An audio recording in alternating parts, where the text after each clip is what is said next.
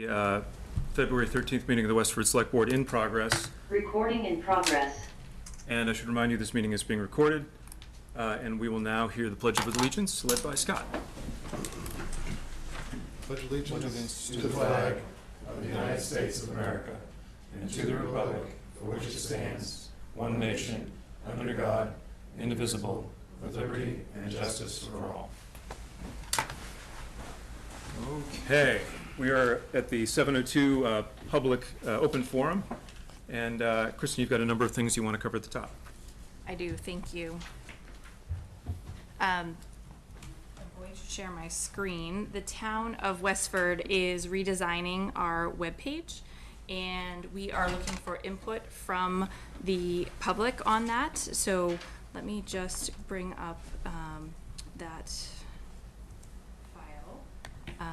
There's a new web page that we're using called Zen City that is a public-facing engagement that we're leading the survey through. So you can either access it by going to the town's webpage, and we have a news flash there. We've also put it up on social media, and we will get that out again. And I am trying to find it on my screen. I apologize for the delay. My Zoom box had it covered. One moment. So I hope some of you have already taken the survey, and hope that you also share it with others. Let's see if this works here. No, it is not the right one. Kristen, I don't know if you noticed, we got a comment about no audio on the Zoom from a person from home. Is it working now? Test, test, test.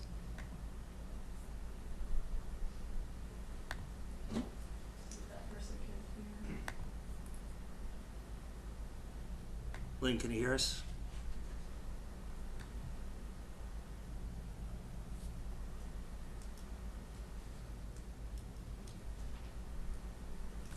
It's worth taking a second to get this right. Is it Still no audio. still no audio? Okay. Let's Connected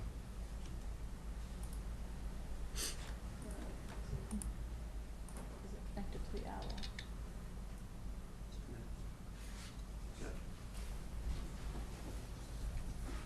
It's connected. we'll cycle the power on the owl. The universal turn it off, turn it on solution.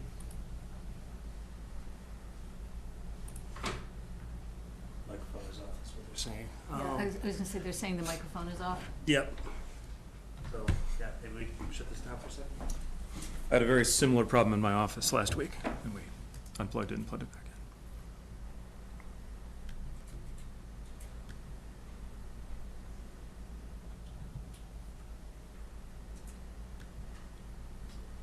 Maybe just pull out the power cord and then plug it back in. Looks like it's frozen.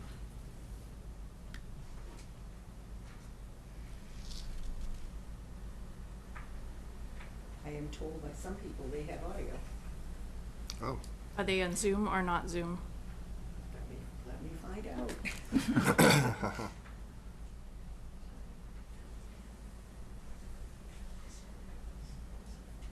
It's on now. Okay, Okay, it's Megan, on now. we just Thank got a you, Megan. message that said it's All right, on. yep, I got confirmation, yep. Thank you for pointing that out to us from home. All right, so I will restart now that I'm settled and the owl is settled. No, you did not miss open forum. We're just starting open forum right now.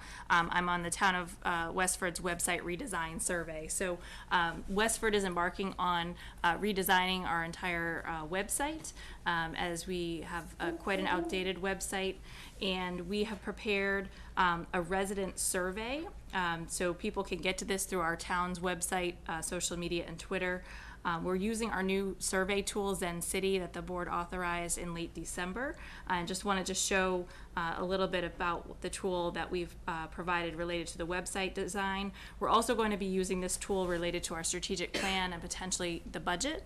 We can have 3 projects rotating at a single time. So I'm just going to show you the website design for this. So we have just an intro of that the website was last redesigned in 2015. We have a team of town staff embarking on that design. We've already surveyed our town staff members of how they use it and how they upload things and how they interact with the website. And now we're actually asking for the town to tell us about their website experience. So our schedule is on the right-hand side of this page. And then if you click into the Participate Now of the Westford website redesign, you'll come to a survey, and it won't let me in it because I've already taken the survey, but it will let you in there, and you can do that. And what we also have on this site is a discussion forum. So if you wish to not answer the survey, or you wish to answer the survey but provide additional feedback, you can go into this discussion forum and provide your thoughts and feedback as well. And it's all anonymous. It asks you if you'd like your email address recorded so we can send additional information, but that's not required. So we're really proud of the creation of this tool right now to use for the website. Hope people will interact, and we can certainly push this out a little bit further. And looking forward to working with the board and the staff on some other projects that we can use this tool for as well. And our goal is to go live on July 1st with the new website. And just a reminder to the public, there's no cost to the town for this. We used a little bit of ARPA funds for some of the redesign and this tool here, and grant funding for this tool, but we were due for a new redesign, and Civic Plus includes that as part of our contract with them as well. We have a comment from the audience. Please let us know what the deadline is for answering the survey. Yep, so it's right here on this page, if you can see it, February 29th, 2024. And Dan, can we just make sure that the video is going out? It looks like maybe the video part of the OWL is not. We can ask someone who's out there if they can see video or if they can just see shared screen and audio.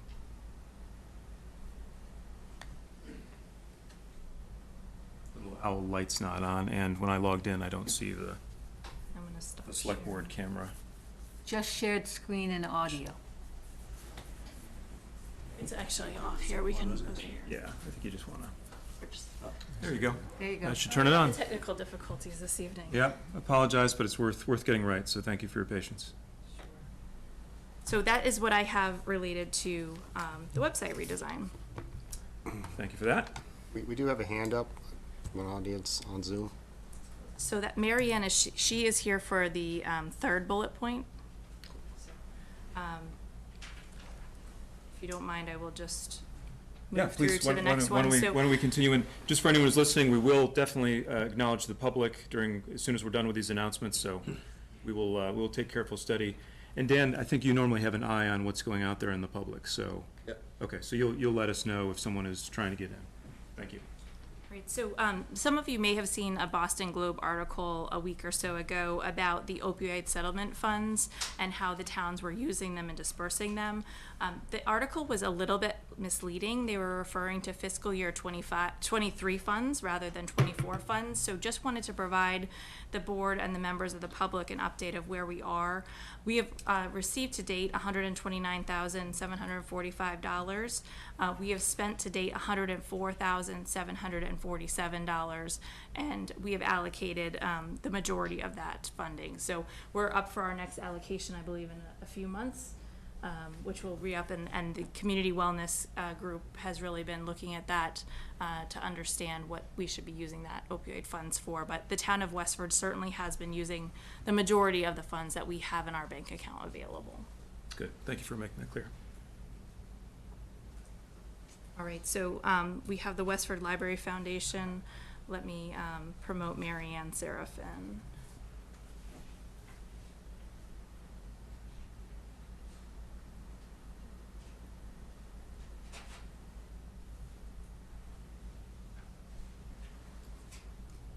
Mary Ann, is there anyone else who should be joining you and promoted to panelists this evening?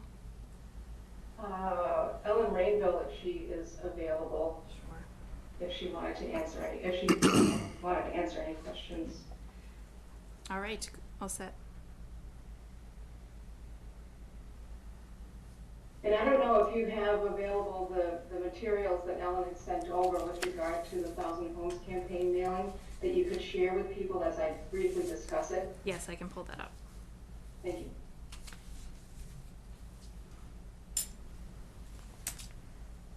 just so that everybody knows, the Friends of the J.B. Fletcher Library Foundation, the foundation is a subset of the Friends.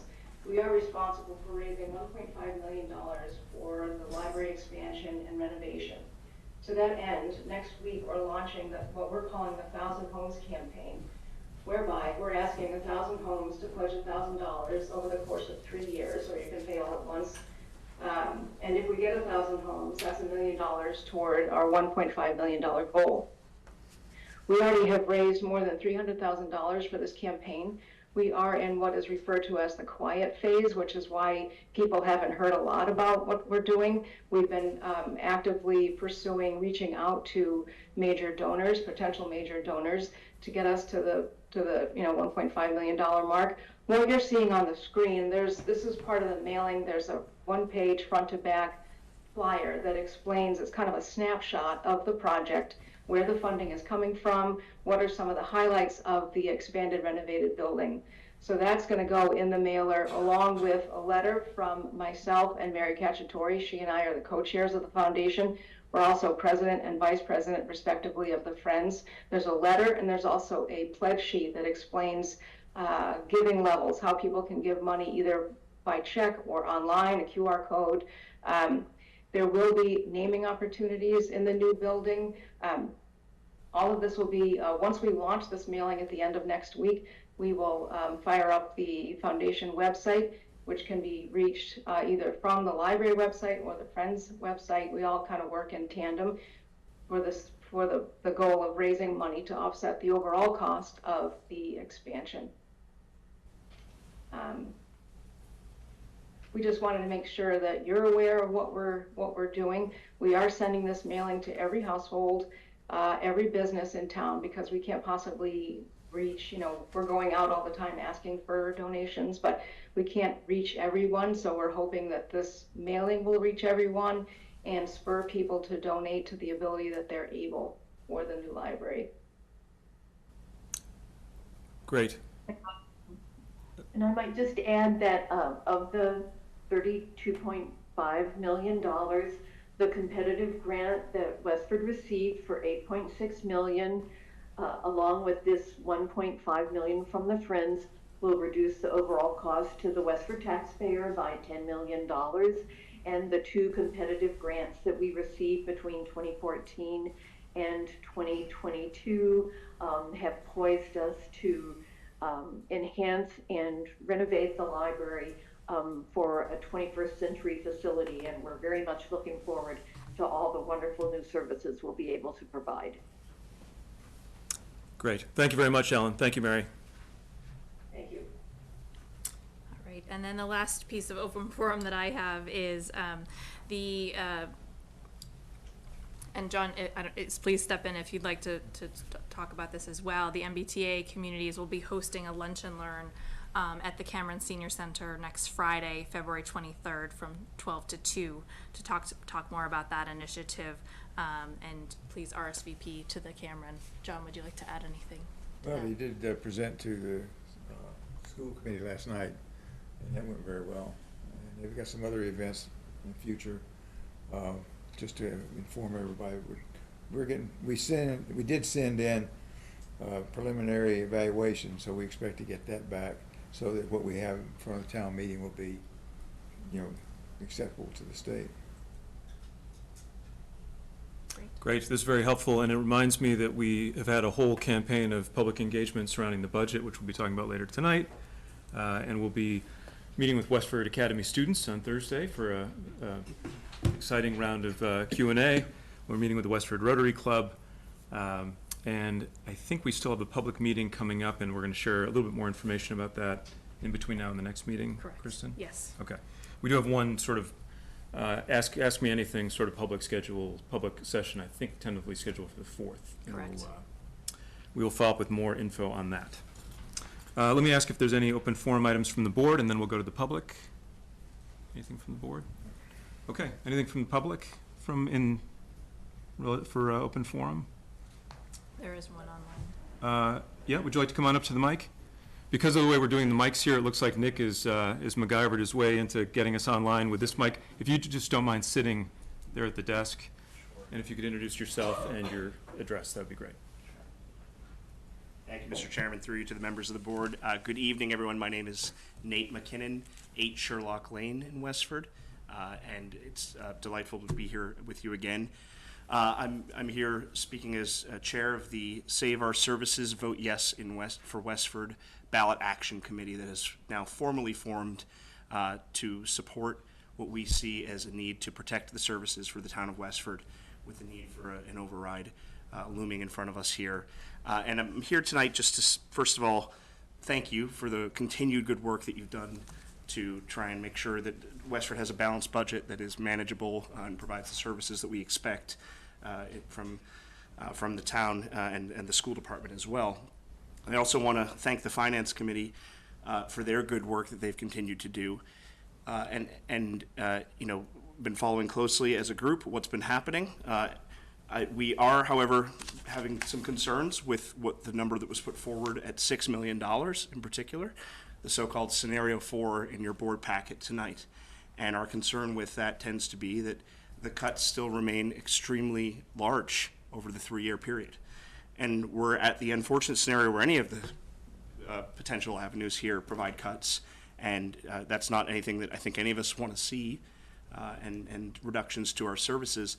That said, we also want to make sure that if we're going to the voters and saying that we want you to invest in the community to prevent dire cuts from happening, that choosing a scenario that ultimately leads to major cuts still occurring is going to be hard to explain to them in a year or two.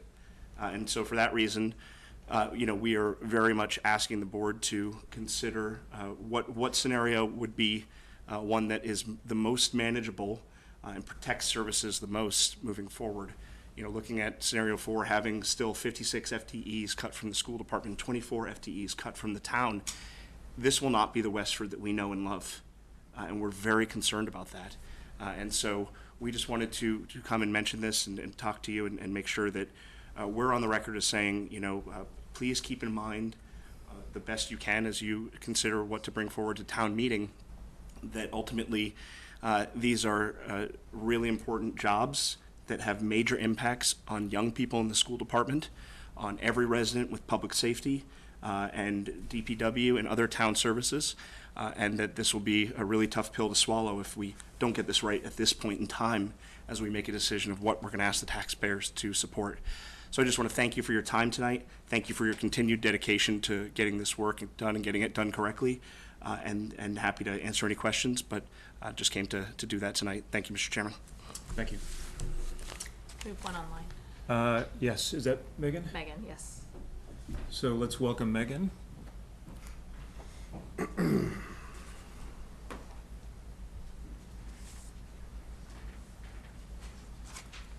Megan, I think we. Hello, can you hear me? Yep. Thank you, Megan. This is Megan O'Connell, 44 South Chelmsford Road. Thank you for letting me speak briefly. I do want to say, a few weeks ago I mentioned the residential exemption, and I do see that the chief assessor has information in today's packet to talk about that, which is great. I do just want to make a comment.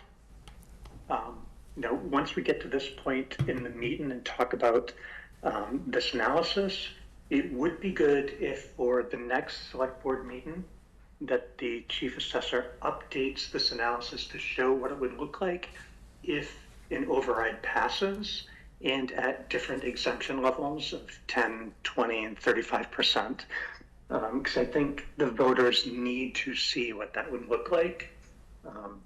So that was my only comment today. Thank you. Okay, thank you, Megan. Other comments from the public? Okay. There being none, thank you all. There being none, we're going to move to our 707, which is the consent agenda, which is the request to approve the following. First up is an event, 2024 online sign-up for Growing Plot. The applicant is Westford Community Gardens. Dates are February 23rd through March 4th, 2024. Location is First Parish Church. Another event is the annual Scout Troop Bike and Sporting Goods Sale. The applicant is Westford Scout Troop number 437, Andrea Weed. The dates are April 19th through April 29th, 2024. Location again is First Parish Church. And then there are two town common and bandstand requests. One is an Easter sunrise service. The applicant is First Parish Church United. The date is March 31st, 2024, and the time is 6:45 to 7:45. Also, there's an annual Scout Troop bike and sporting goods sale. Applicant is Westford Scout Troop 437 Andrew Weed, and the date is April 27th, 2024, 7 a.m. to 3 p.m. Do I have a motion to approve? So moved. And a second? Second. All in favor? Aye. All right, okay, thank you very much. We are on to our 7:15 item, which is to remand the proposed firearms zoning bylaw amendment to the planning board for the public hearing process. Kristen, are you going to take us through that? I will, yes. So this is more of a procedural matter than anything else. So the planning board has decided to propose a new version of the firearms bylaw. They did that at their October 23rd, 2023 meeting and have been working through a bylaw that is a bit of a compromise related to what we previously saw. Mass General Law requires that the select board remand a zoning back to the planning board for them to start holding public hearings. So we are asking that the board vote that that they push this back to the planning board and open that public hearing process, and then ultimately go to a town meeting after that. So again, this is just procedural in nature. So definitely open for any questions. Maybe, Kristen, if we could just recap the 50,000-foot view related to the firearms zoning Sure. bylaw, just so people Do you have understand. all night? No, I'm just kidding. Let's keep it under an hour. Sure. if we can. All right. So the planning board and the select board did sponsor a zoning article for firearms related to our zoning bylaw in the town of Westford. That went to the special town meeting in October of 2023. That bylaw did not pass. Subsequently, the planning board reviewed that draft bylaw and an amended draft bylaw to see if there could be some more consensus or cooperation. Again, on October 23rd, that the planning board did decide to propose that new version. There were conversations between the planning board and the select board during that period of time. And then the planning board did review that language in November and December at their meetings as well. So again, we'd be looking to bring this back to another town meeting in the future with some changes related to eliminating buffer zones for some separation and buffer zones to schools. The chief of police has reviewed this language, town council has reviewed this language, and the planning board has reviewed the language. Okay. Was Thanks. enough? Thanks for the and Okay. the heart of the reviewed one basically simplifies any of the standoff language to only include schools. Right, and there's no special permit limitation. We had a limitation of 2. Okay, so substantially different, but maybe sized again to the community and address most of the public safety concerns, at least as evidenced by the I chief. believe so. Okay. Any question or discussion for this before we move forward on the procedural issue? Okay. Then I will entertain a motion to remand the proposed firearms zoning bylaw amendment to the planning board for to initiate the public hearing process. Okay, all in favor? Okay, thank you very much. 7:30 item tonight is a continuation of the American Rescue Plan Act ARPA funding requests. For those of you that have been following this, there was the ARPA funding. We continue to track and continue to allocate as needs present. And we'll talk a little bit later, but the intention is and the requirement is that we allocate all of the money for spending by the end of this calendar year. Correct. And so we are looking at some select allocations for special purposes like we'll talk about tonight. We also are looking at taking the bulk of the remaining funds and allocating it potentially towards a purpose like our employee health trust, which might help ameliorate future increases. But for tonight. So Kristen. Dan, before I launch into the request, could you just give the board an update on where we are related to ARPA funding? Sure, we have a current remaining balance of $306,224. Great. So as the board has been working through since the October town meeting with the moderator, we are working towards enhancements of town meeting related to, we have already purchased additional clickers, so we have 800 additional clickers for a total of 1,200. We have purchased additional sound and audio visual equipment where we will have seamless coordination between the gymnasium and the PAC. We have purchased additional poll pads to allow for a faster check-in at the town clerk's office. And this request here is a proposal to spend $1,344 on transportation shuttling services to town meeting from Crisafulli and Robinson schools for Saturday, March 24th. We noted that there was clearly not enough parking at the academy. We're working on a parking plan for the academy and then subsequent off-site parking at those two schools with adequate shuttling from 8:30 a.m. to 5 p.m. on that Saturday of March 23rd. So that's this request before the board. Understanding that this is a one-time request, we purchased the clickers, we'll be able to use those over a course of time. We purchased the AV equipment, we'll be able to use that over a course of time. Same with the poll pads. If we do need additional transportation services for additional town meetings in the future, that would be an additional cost. So this is a one-time, but it may be a reoccurring cost that comes up. And also, we briefly met with the moderator today, and she is working hard to do sort of rehearsal schedule for all of this. We're doing an audio check, I think, this week, and then doing a full-on rehearsal sometime shortly thereafter. So intent in all ways on making this an excellent participatory town meeting experience coming up. Any questions for Kristen about this funding request for the shuttle service? Yeah, Chris? Yeah, so I like the idea.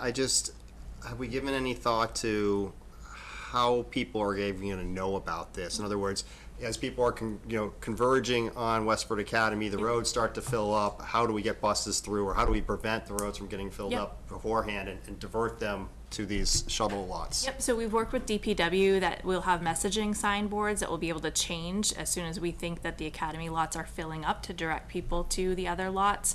Also have police staff on that will be directing people to the sites, and people could obviously just choose to go to these satellite lots as well. So we'll hopefully have some real-time feedback, but also we are going to be enhancing our communication ahead of town meeting to communicate all of these enhancements to people in the postcard and the website, that we will have these options available for members of the public. Thank you. You're welcome. Any other questions about this request or our approach to town meeting in terms of prep? Okay, I'll entertain a motion to approve spending as described for the shuttle service for annual town meeting using ARPA funds. So moved. All in favor? Aye. Okay, thank you very much. Next up is presentation on the existing tax exemption and the residential exemption from Will Nazer. Thank you, Will. This is part of a discussion that has been accompanying the fiscal challenge that we've been in, which is, are we making all available sources for helping people who are means challenged to be able to participate and continue to stay in Westford? We want to make sure that everyone who's in Westford as part of our vital community can stay. So we are looking at both, are there any programs that we can enhance to provide means testing support? One of the items that's come up and been proposed for our consideration is this exemption. So thank you, Will. I think you're covering both some of the existing programs we already have and this exemption in your presentation. Correct. Thank you, Mr. Chair, and thank you, members of the board. Yes, so it's a little bit of a mixed bag tonight because they're kind of different things. We're talking about the individual exemptions, that's the deferral program, and the tax exemption. Those are, you're applying for that. And then going to the other end of it is something that the select board would choose during the classification hearing, and that's the residential exemption. But they're both meaningful and I think appropriate. Go to the next slide. So the first is to talk about the individual deferral and exemption program. So the deadline is April 1st to apply for these programs. So these would be anybody that owns property in Westford and meets these requirements, they can apply for reductions on their property. So there's a lot of programs, and I'll just highlight the more popular ones, but there's a lot of things out there, and but everybody doesn't fit into one of them or another sometimes. But the first two you see there, the senior 17D, and I know they're kind of cryptic, but 17D and elderly 41C. The thing to know about these two programs, age 70 or older, and the reduction is $683 on the 17D, and the 41C is $2,000. So we always shoot for the higher the highest one we can get. Now, you can only get one exemption, so if you're a veteran with a service-connected disability, but you qualify for the 41C, typically that we want to get you the $2,000 rather than the $800, something like that. That's what we would try to do. The other ones on here, the minor child, that's one that's not used all that much, kind of complicated to go into, but we do have that program. And then the veteran program. I'm sorry, just one second. Well, Andrea? I guess for the people who are listening, you know, when you say the minor program, nobody knows what that is. And so, Okay. you know, obviously I don't need a 30-minute dissertation, but perhaps like just a 2-minute explanation of what, you know, the minor 17D program and what all these programs are, I think would be helpful for the public so that they can understand what Okay. these programs are. So these are all under Mass General Law, Chapter 59, Section 5, and the 17D, 41C, those are the sections for the programs. And this, in the minor 17D program, is it mirrors the top program, the other 17D program, but it would be for a minor child. If the parents have passed, they would receive the 17D. And it's a program, in the 20-plus years I've been doing this, I've had 0 applications for that, but that's what that program is. The veteran programs are all, to qualify, you're a veteran with a service-connected disability. That's the first thing. So you would need a VA letter to state your disability and your disability percentage. And then there's varying amounts. $800 is the most typical. That would be 10% to 99%. And then there are, some of the other programs are $1,500, and there's a full exemption also if there's death due to a service-connected disability.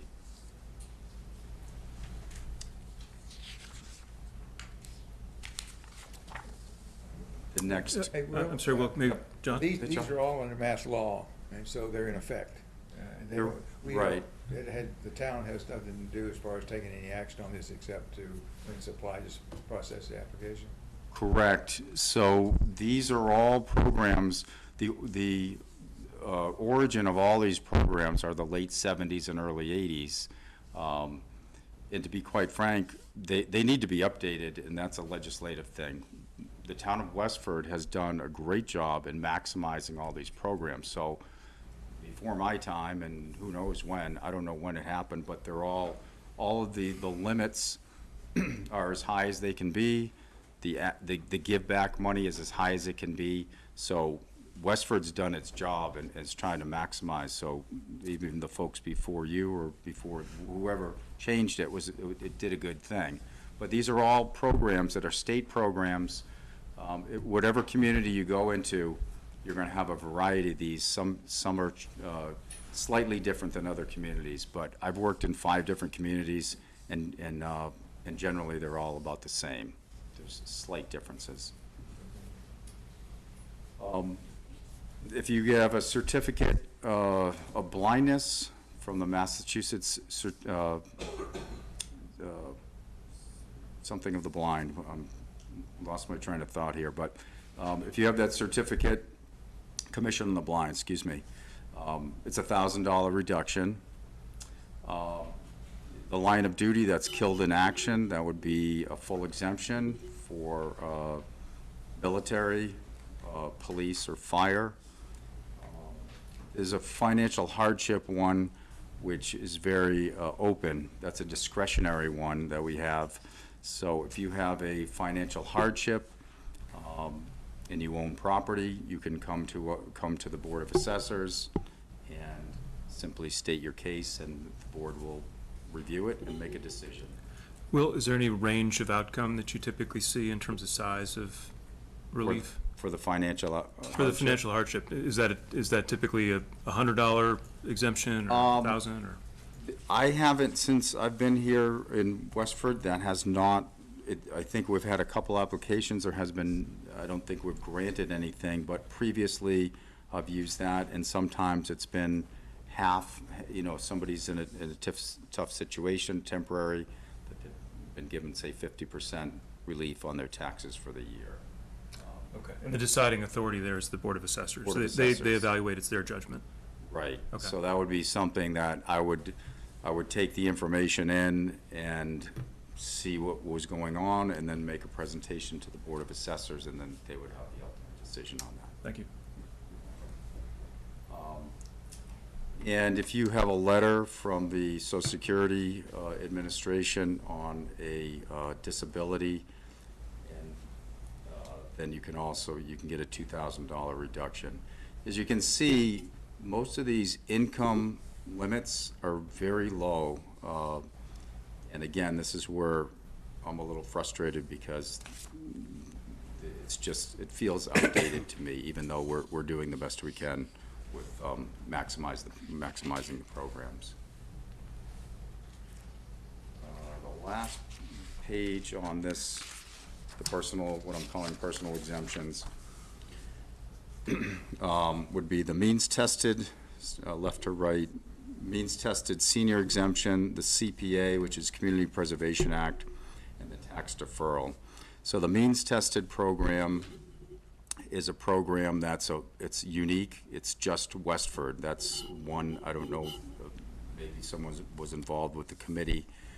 When I came to Westford, this was a program that was in place, and I just started to administer this 2 years ago. So what it is, it's not a set amount, it's a varying amount. So it takes into consideration income and other programs you've qualified for, and then the outcome would be, the range would be, I believe, probably $100 to as high as, say, $2,800 last year is what I can recall. So I think we had about 25 people that received something from this program last year, and again, it's age 65, and you can call and talk to anybody in our office, and we're happy to discuss that with you. The CPA stands for Community Preservation Act, so you can that can be exempted. The CPA, I don't think I have the chart on the back of this one, or do I? I don't think so. Anyway, it's a very generous, this is the one that's generous, so we have a lot of CPA, people that apply for the CPA. So again, the CPA surcharge is on your tax bill. It's an additional, it's not a tax, it's a surcharge is what it's called. But if you qualify and you apply, you can get that exempted and dismissed. And that, I want to say, maybe if you're single, it's something like 90,000, and married, it's in the hundreds. So that one, we get a lot of people that qualify for that. And we don't have that in the packet. I've seen that recently, but I don't have it top of mind. It is a pretty interesting and attractive program, so I do want to make sure we explicitly let people know what it is. Yeah, it is on our website, the income limits for that. Okay, maybe during this meeting, someone can find it off the website, and we can try to get it up so people can see it. And then lastly, this is the tax deferral is not an exemption. So everything that I've mentioned so far is money that an exemption would be money that's granted to you that there's no payback on it or requirement for you. You're granted the exemption, and if you get it, that money just comes off of your tax bill. The tax deferral program is different. So that's where somebody applies, and you can choose the amount of money you want to defer. Typically, it's 100%. But a deferral means we take your tax amount and we put it in a deferral account. It sits there. There's no interest on that. So if your taxes are $5,000 and you qualify, it's $5,000 that you're not paying. It goes into a deferral Christine Collins, the tax collector, keeps track of that. And then you have qualifying limits in terms of income. There's no asset limit. Assets would be checking, savings, pensions, stocks, bonds, CDs, all that kind of stuff would be your asset limit, so that doesn't factor in. If you do have a loan, there is something specific on that. You have to have a sign-off from the lending institution. So that does hold people up sometimes. So just to be clear, an asset could include a home. The asset, the home is exempted. Okay. So your home is exempted in these. So again, I mean, that's what I meant. It is exempted, so you could qualify if you live in Westford and your income is below these levels. right. So we have 18 people that qualified for the deferral last year. I have one new person that's applied this year. So it's a program that's, maybe certainly more people could take advantage of it, I would think. So that's it for the personal exemptions. There are more things there's a lot that I could sit here for 2 or 3 hours and go through each program. So please give us a call, stop in, and we're happy. There's four full-time people there. We're happy to discuss all those programs with whomever. So before we move on, let's entertain any questions. I know Paul Fassbinder and the public had a comment to make. But let me just ask first, so are you aware of any programs that are available in the Commonwealth that we're not currently employing here in Westford? No, I'm not. Okay. I think sort of my interest is to make sure that whatever is allowable or whatever is best practice in other communities, we're taking full advantage as it relates to means-tested support. So you feel pretty confident that we're already... Right, and I think we're ahead, to be honest. There's only 11 other communities that I know of that have a means-tested program. The first one, I believe, was the town of Sudbury, and again, there was a group of people before I got here that came up with this new program. So I think that's great. I think we're doing very well with it. Okay. So we'll work to make sure it's public what these programs are. They're already on the assessor site. We'll make sure people are aware of the CPA. I've had a number of people approach me and say the CPA exemption is accessible. It doesn't have some of the same income restrictions, so people should definitely look at that if they are under pressure. Any questions for Will on this before we change? I think we're going to change topics, Will, to the exemption next. Yes, I'd like to say one other thing, if I could, Mr. Chairman. Yeah. The Council on Aging is fantastic. We work hand in hand and shoulder to shoulder with those folks, and they do a great job. They go to people's homes, they collect information, they drop off applications. They're incredible. I've worked with a few different places, and that they're tops in my book. They're fantastic. Very, very helpful with this with all of these programs. Yeah, agreed. If you're a member of the public and you're thinking about this, please reach out either to Will or to the Council on Aging because they're there to help. Any questions before we have Paul share his comment? Let's invite Paul before we transition to the next topic.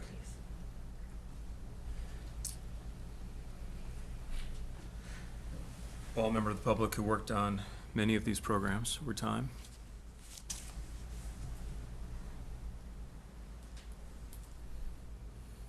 Seeing Paul up there. Is he in the attendees list?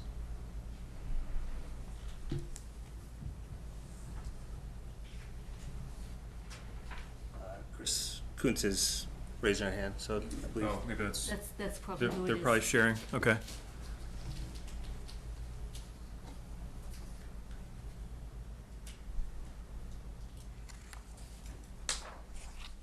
All right, they're promoted.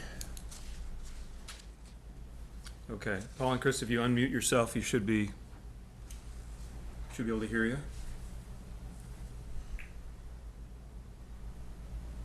Can you unmute them, Dan, from that standpoint?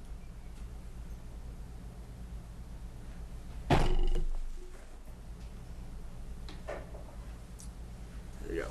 Did we finally figure it out? Looks like you're unmuted. Yep, please go ahead, Paul. Okay, thanks. I'd like to add a little sort of high-level background and some organization to this discussion. As many of you know, I was on the slider committee that put together the town means tested program.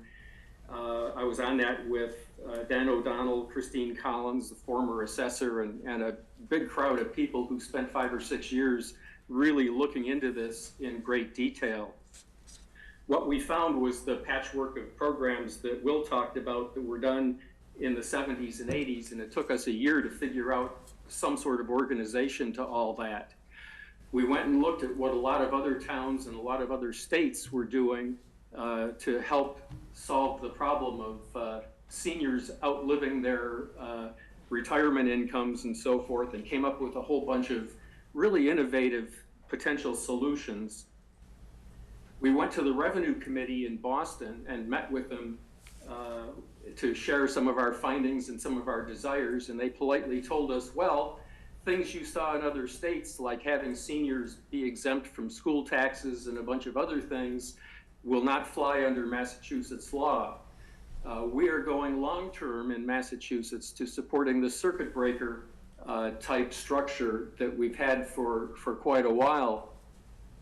And initially, when that was proposed, it was to be a reasonable income requirement and actually no asset requirements at all, so that a lot of people would qualify for it. And the overarching goal was no one should spend more than 10% of their income in property taxes in Massachusetts.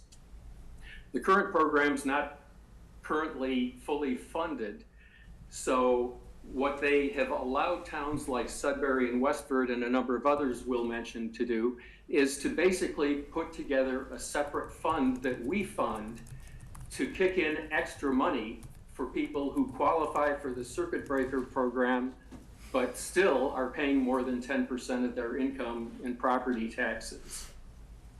When we did the program, we wanted to take advantage of external from Westford funding that these past programs have done, so we require Westford residents to take advantage of as many of these other programs as possible so the town doesn't have to pay for it. And then the approval process that we have in place as an experiment was to provide a pot of funding that the select board really controls and apply that fairly across the pool of applicants to get everyone as close to a 10% goal as possible. Our work obviously is not done in this, but if you look at the whole list of programs that Will showed as being sort of external funding at this point, what Westford really needs to give some serious thought to is how much we want to put into a fund to help people who are still paying more than 10% of their income in property taxes. And if we're going to be raising property taxes by large amounts of money over the next 5 to 10 years, funding that pool of money becomes another budget problem for the town.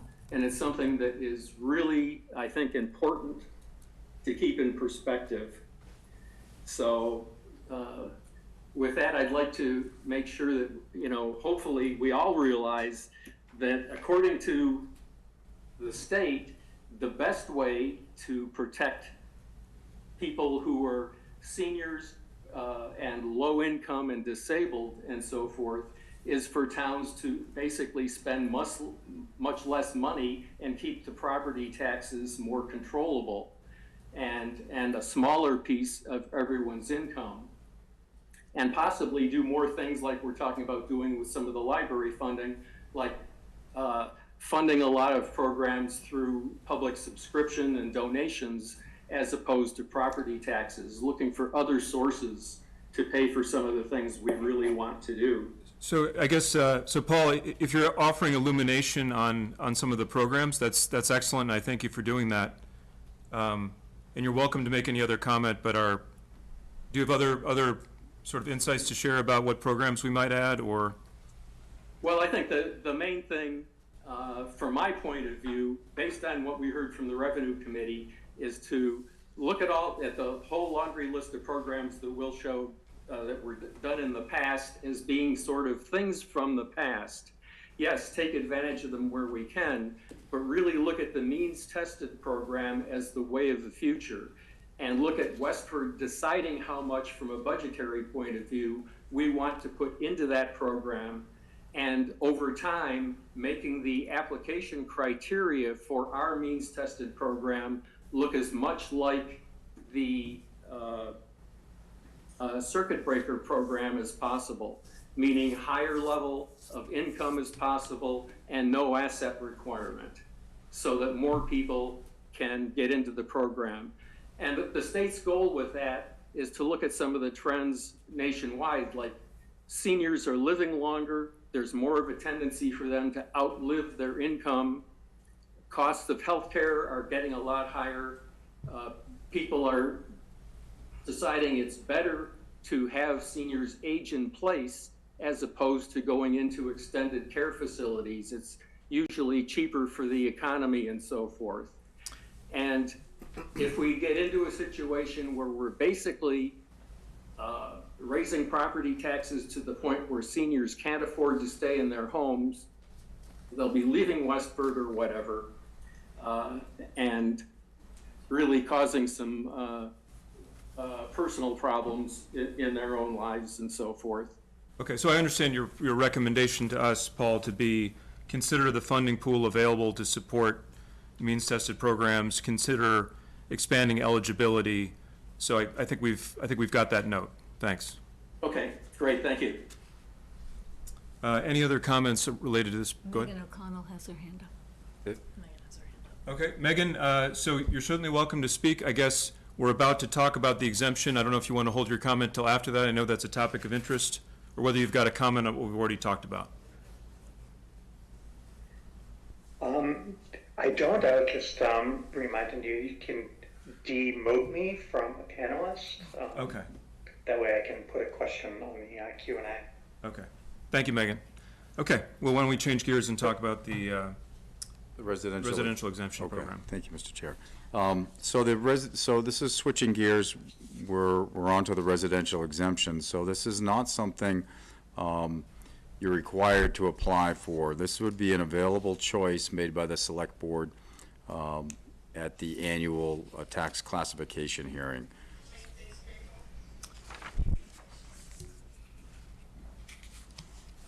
So you can go to the next slide.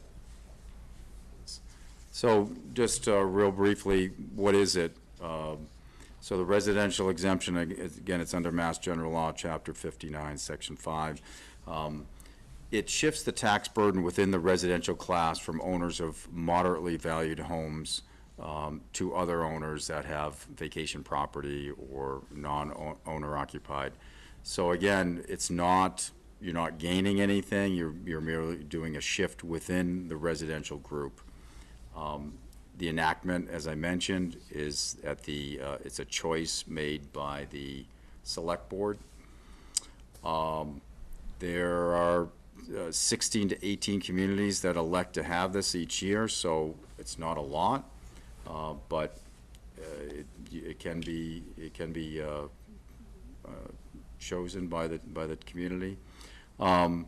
They tend to be the other communities that have it, and I know someone's going to throw in Concord, but Concord just tried it this year, and the jury's still out to see what their results are, because they're going through the process of still seeing what worked for them and what didn't, and I'm taking note as soon as I know. But Boston, Brookline, Cambridge, Nantucket, you can see some of the notable communities I've put down here. The mechanics of it, the residential class remains the same, but the tax burden is distributed distributed over less assessed value. So you're making a shift, and you'll see that coming up where you have a kind of a neutral number value, and people below the line are getting the benefit, and people above the line are taking on the burden.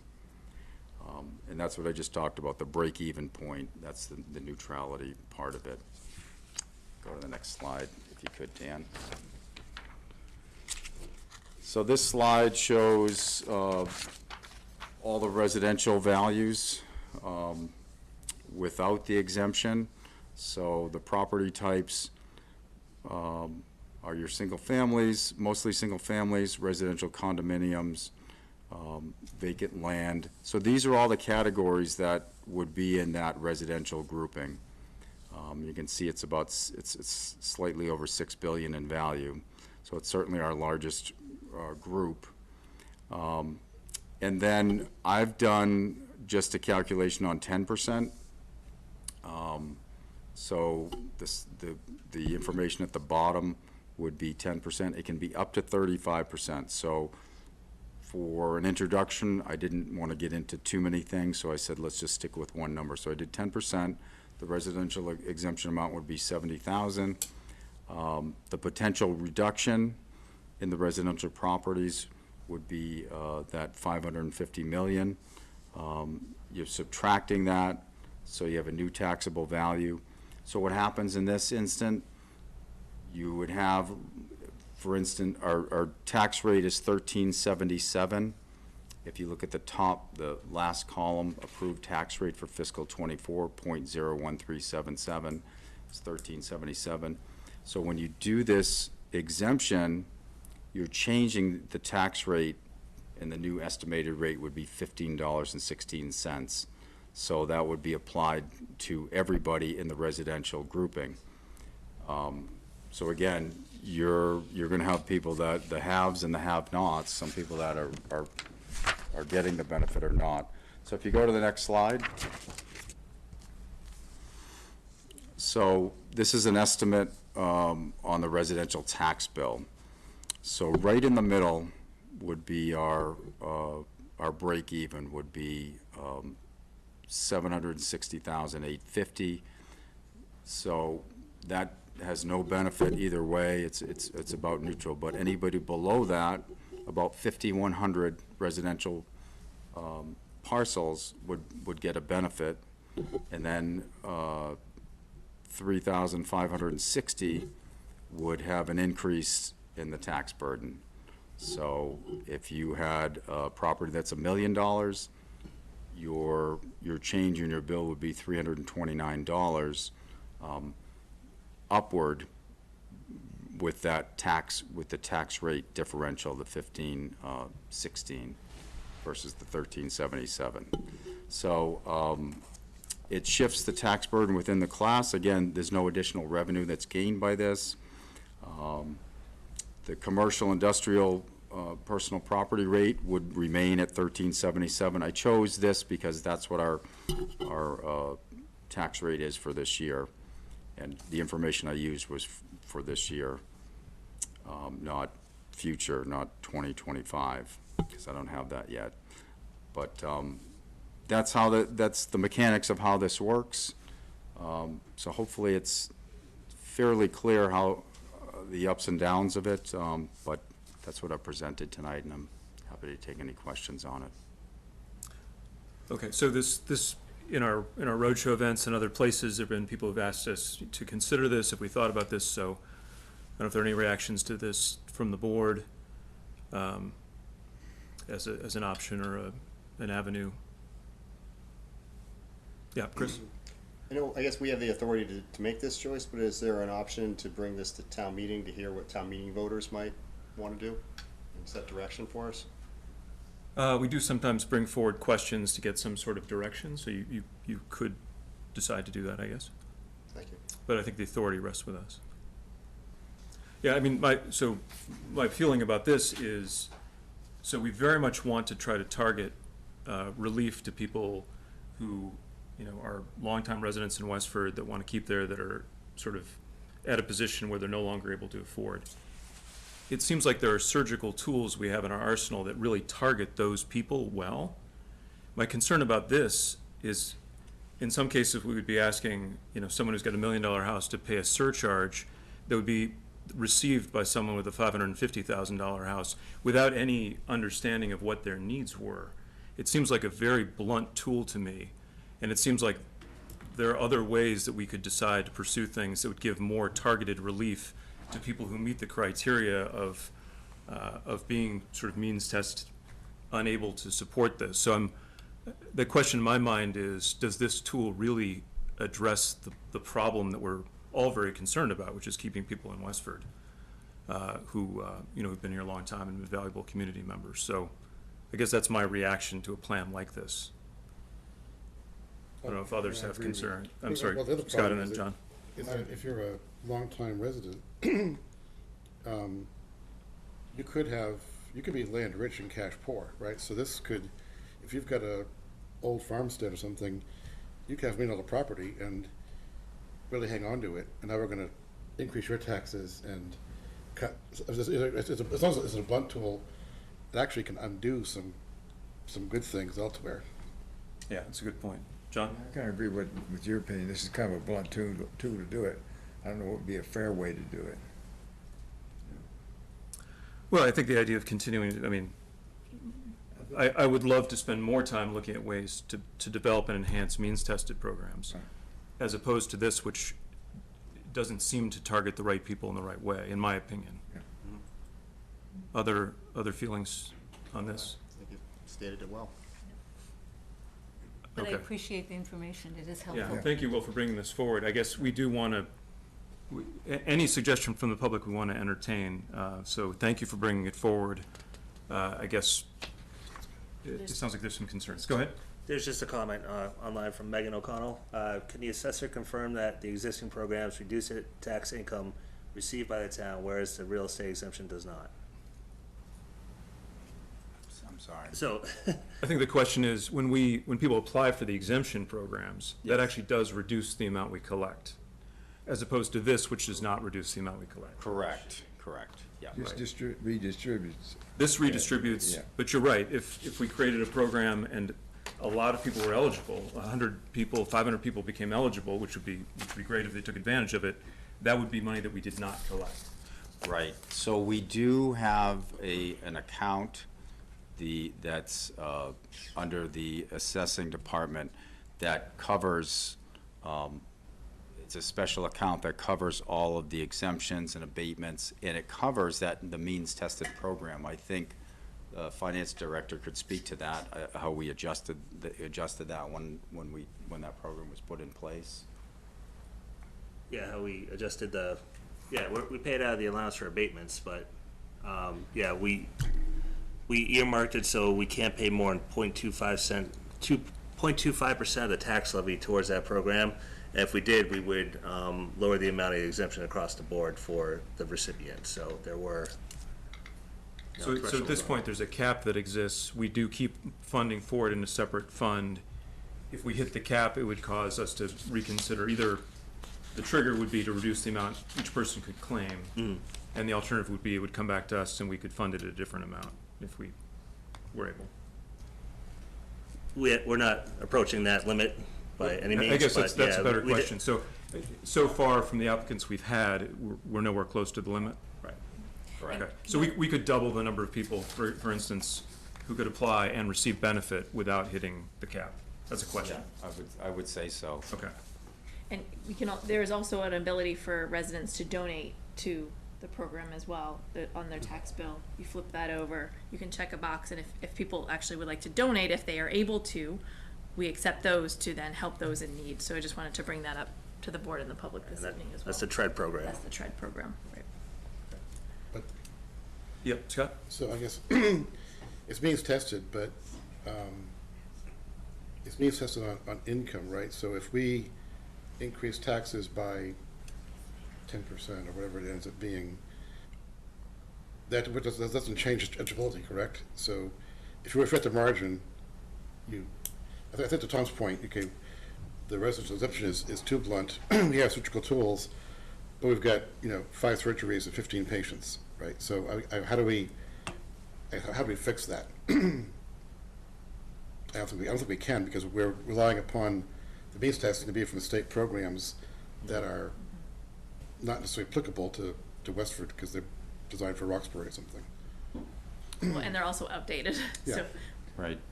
Mr. Chairman, one Yeah, other go thing, ahead. just the whole thing with the means tested, I know my state organization is, the goal is, we don't want to have every town have to recreate the wheel for, it seems silly that we have 10 or 12 towns, every program slightly different. We're hoping that the folks at the state level will look at these programs and then come up with one that's applicable and can apply it just like our regular, be accepted as an adoptable program for each town with all similar rules and guidelines. So that's the goal.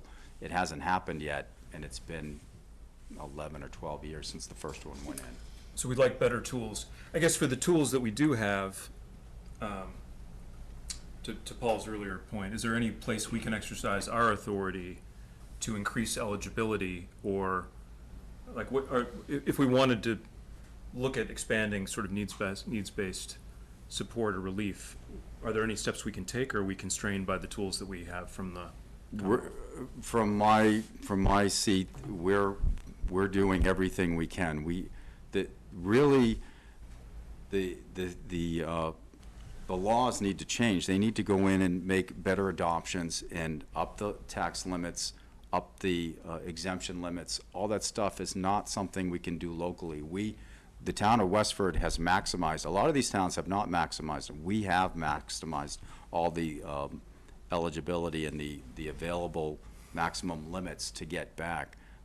So we're doing our part, there's no question about that, but there's nothing else, there's no other wiggle room because these are programs that have state guidelines to them. Scott? But as I recall with Tredis, right, I thought the town, we picked our requirements for eligibility, right? We based upon some state program, but we picked our limits. So does there anything prevent us from saying, rather than taking that limit, we take that limit at 110%, so we can up the qualification potential? We could look into that and see. Yeah, I guess I'd like to exhaust this line of inquiry, which is, is there anything under our authority? Or I would like to be able to say we are doing everything we possibly can to create access to relief within the bounds, of the universe and the state and the programs that we have. So if we're not able to answer that today, could we add that to a future agenda and say, yes, we could, on our own initiative, change the eligibility. We would need to also change the funding mechanism if that's the case. I'd like to know what all those tools are. Well, as we recall, we had this delicate chess match, right? So what's the right qualification limit to hit the peak and not go, hit the cap and not go over the cap? If we're not even close to hitting the cap, that says our eligibility is just too tight. So letting people fall through the cracks. So I guess we think we could at least change the eligibility so that we use up the funds we've allocated. Okay, so that's an action item for you and your team, Kristen, to come back to us and say, yes, this is something that could be under your authority to expand eligibility. Okay. Thank you. Any other questions for Will before we change gears again? Thank you, Will. Thanks for helping us understand the residential exemption. Okay. We are now going to move on to the fiscal 25 budget and override budget. So, Dan or Kristen, I wonder if we might bring up the table at the back of the memo. So members of the public, there was a very detailed memo that was published yesterday, which looked at a couple of different scenarios as we move through our budget challenges. Basically, we looked at 3 different cases.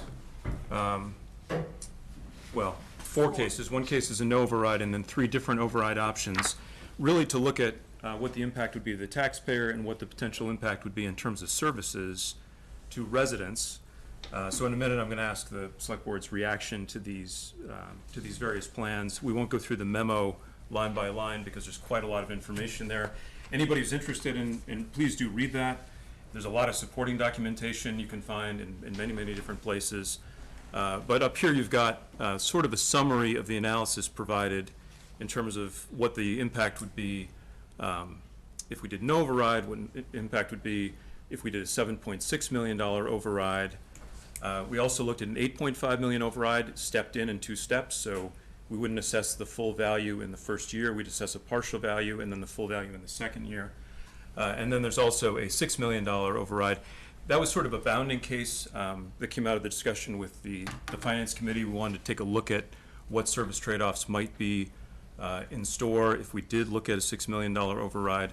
So we've had a chance to digest this a little bit over the past couple days. So I guess maybe I'll ask the Select Board if they have reactions to these different plans or concerns. Our goal tonight is to have a closer direction on what we'd like to aim for and what we'd like to go to our fellow boards with and begin to build some consensus with. Can I just make one clarification before Absolutely, deliberation? please. So I just want to be clear that in creating these scenarios, the reason why you're just seeing them this evening is we took into consideration all of the feedback that was received at the Finance Committee public hearings. We also took the direction from the Select Board to lower the originally proposed budget for the override by $500,000. So this information before you contemplates those items and takes that into account. So just wanted to level set in that area. Yeah, thank you, Chris.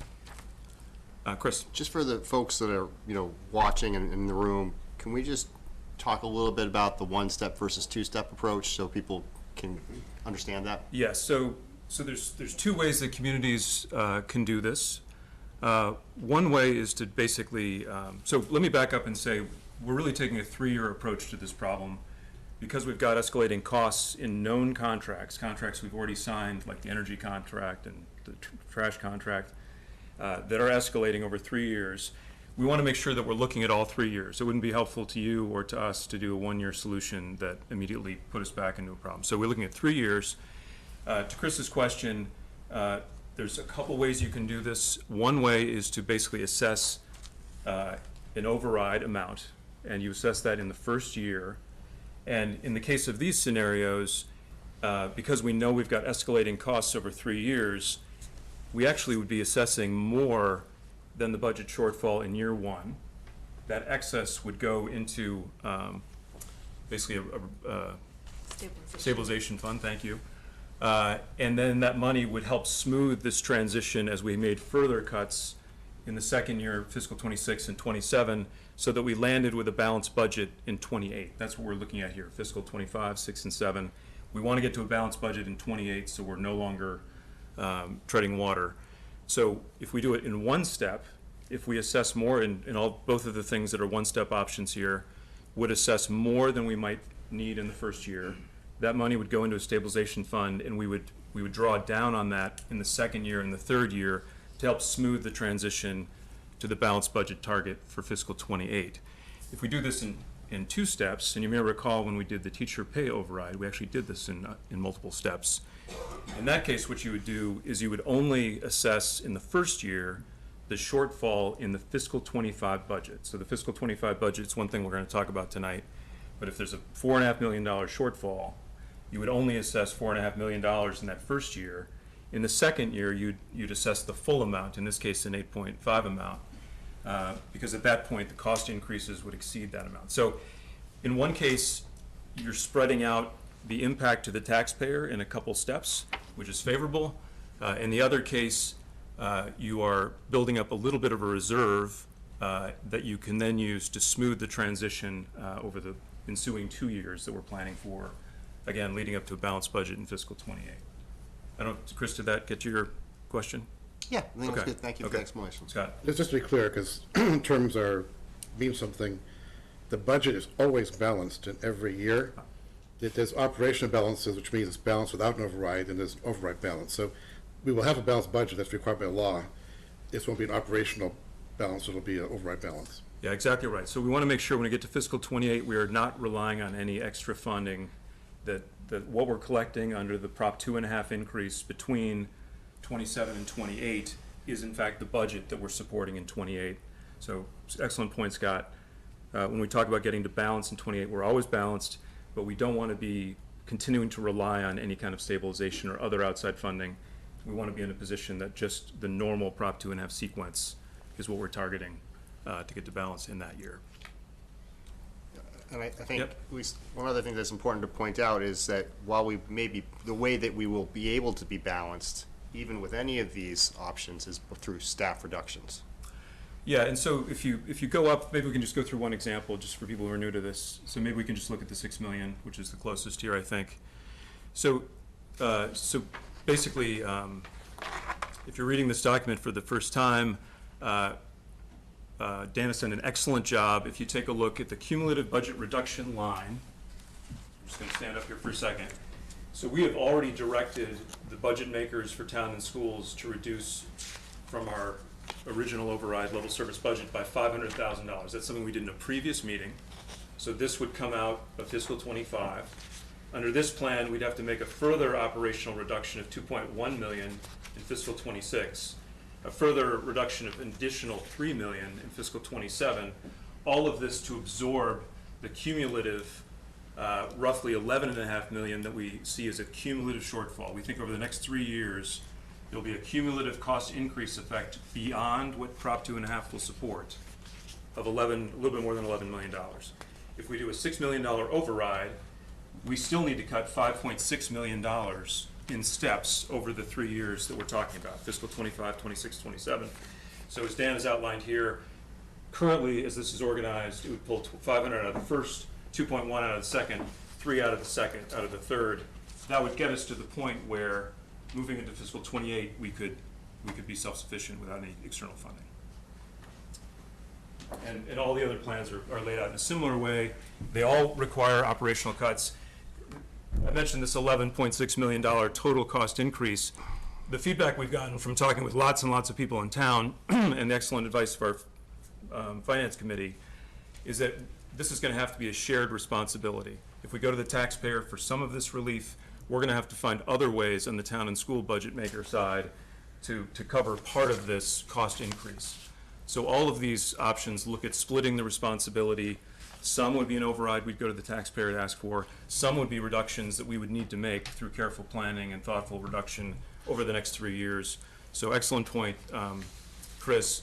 When we look at the summary table, those are the trade-offs that we expect to have to make in terms of service reductions in order for the town and schools to meet our responsibility to get to balanced budget by 28.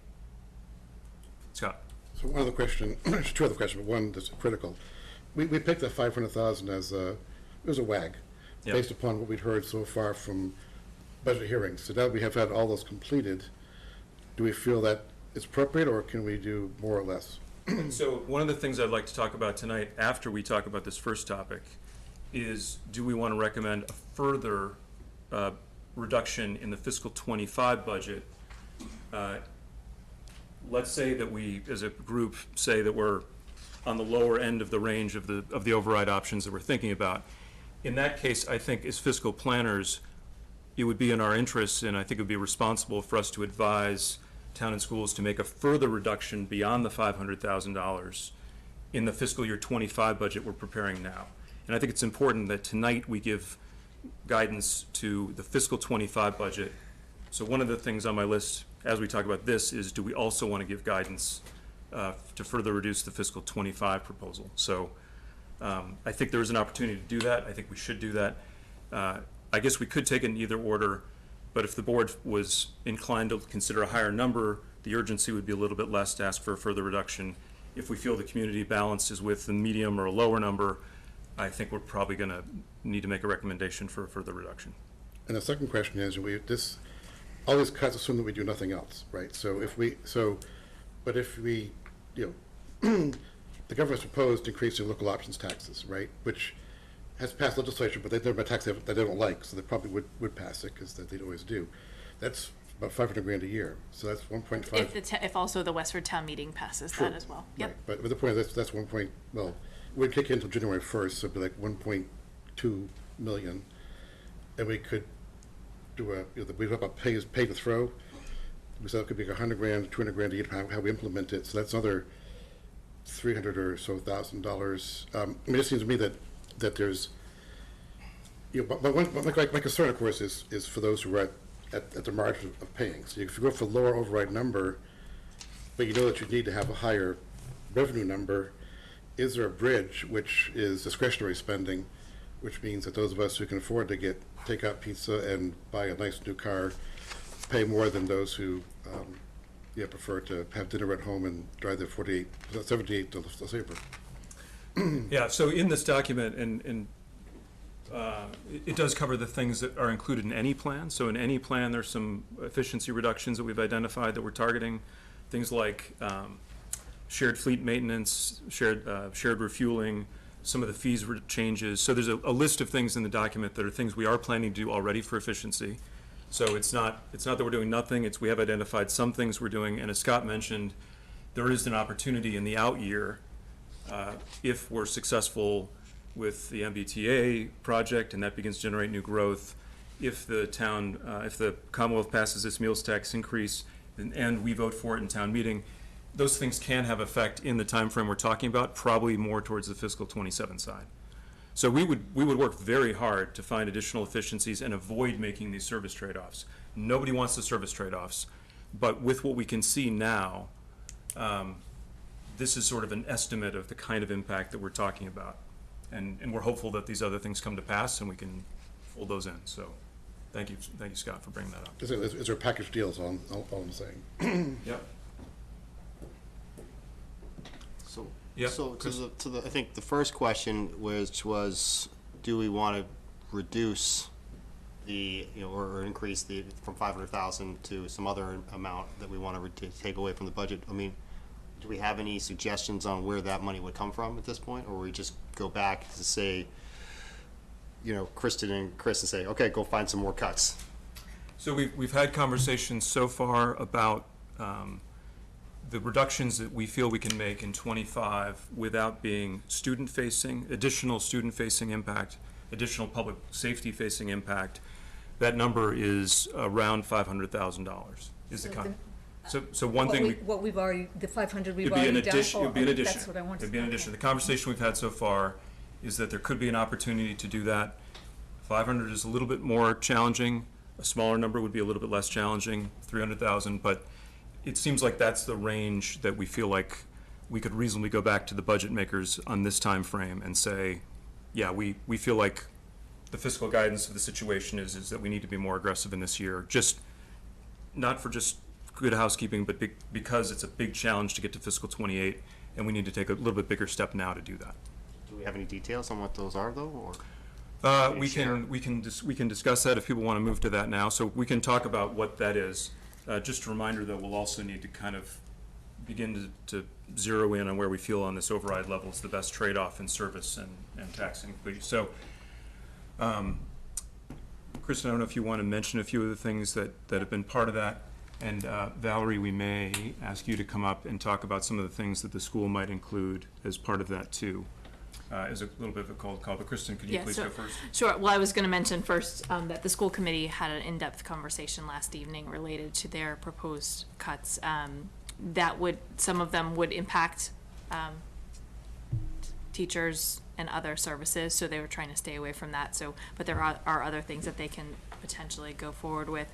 I think in terms of if the town side was asked to further reduce from what we were asked 2 weeks ago, there certainly would be a position here or there that we'd have to reduce because that is the highest costs that we have as our employees. We're still combing through the finance committee recommendations. We're looking at our revolving funds. We don't have many on the town side, so and again, that's not an operational thing. That's a supplement that we could potentially supplement at a time. We're looking at potentially supplementing for the health insurance trust with ARPA funds. We just heard earlier this evening that there is a balance of ARPA funds that we could potentially influx to reduce those costs. So we're still evaluating based upon the direction that the board would give us this evening. When you say position, is that a position with a person, an employee, or is it a position which is currently open? I don't want to. Sure. So I'll talk about it later on the agenda. I have implemented a hiring freeze, so I'm reviewing all of the positions very carefully when they are vacated. Most likely it would be a position that is currently vacated. We currently have some police and fire positions that had retirements that we have not backfilled, and some other positions that we're looking to reduce. We had someone in the accounting office move to a different position in town hall, so that position is vacated, so we could look at not refilling that as well.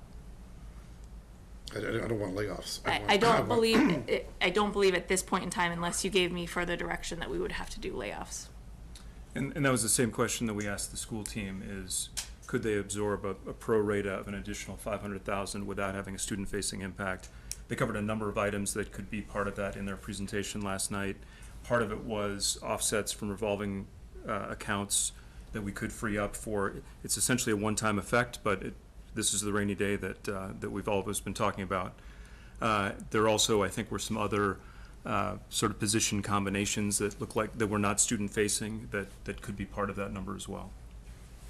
So can they get to 500,000 and we can do 300, or is No, it still no, it'll be a talking combination. 500? The request that we talked about today was a cumulative additional 500,000 from the 500, in addition to the 500,000 we've already asked for the reduction. And I think tonight we need to decide to give that guidance so that the planners can move forward. We can do that now or as part of the override discussion. My sense was, let me get a sense of where people are, or if people have reactions about where in the range of override options that we evaluated. You feel like, we feel like the public is in their ability to support. We feel like in terms of trade-offs. I don't know, any reactions? Andrea? I'll start. Yeah, please. Okay. From what I've heard, from what I've seen, I do not think that the public can support and will support an $8 million override. We have many people in this town who are on the fringe, and even people who are not on the fringe, but who, have, two-income homes, who have dealt with inflation, who've seen their water rates go up by 22%, various other costs, who are looking at, getting, tax for, maybe there's pay-as-you-throw. I think to throw this on top of them, I'm very concerned for those folks. I've said this from the beginning that I've been concerned for those folks, and I just, when you balance that and the public against what we clearly need as an override, I don't think $8 million is something that the community will support. So I think it has to be something less than 8 million. 6 strips us down to really bare minimum, and we start to see a lot of very significant cuts that affect, all of our departments townwide, town, schools, public safety, the library, everything. So I think 6 million perhaps is a bit too much. I'm struggling with the number between, 6 and 8.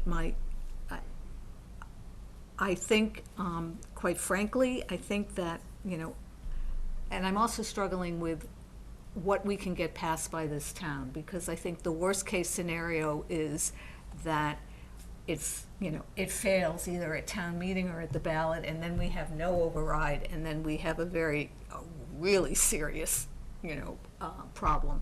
So I'm also struggling with what can we practically think that we can get passed. And from a very practical point of view, I think that that's a number that starts with a 6, and maybe a high 6, but it's a number that starts with a 6 that I think we have the most likely chance of getting passed both at town meeting and at the ballot. So I throw that out for the board to start its discussion, because I think the one thing that we really have to do tonight, because we're out of time, we're the policy board, okay? We're the board that sets policy, and the FinCom's waiting to hear from us, and the school committee's waiting to hear from us, and the community's waiting to hear from us. It's why we get paid the big bucks. We need to set the policy tonight, and we need to give them direction. So whatever we come out of tonight, we have to come out with something. We are worth every penny that we get paid for this job. So when I was sharpening my pencil and looking at some math, my opinion is also that 6 cuts too close. There's too much student-facing and too much public safety-facing impact from my point of view. I think if you get to a number that's 6.8 is the number I've been looking at, because that's a number that gets 12 or so positions added back from the 6th level.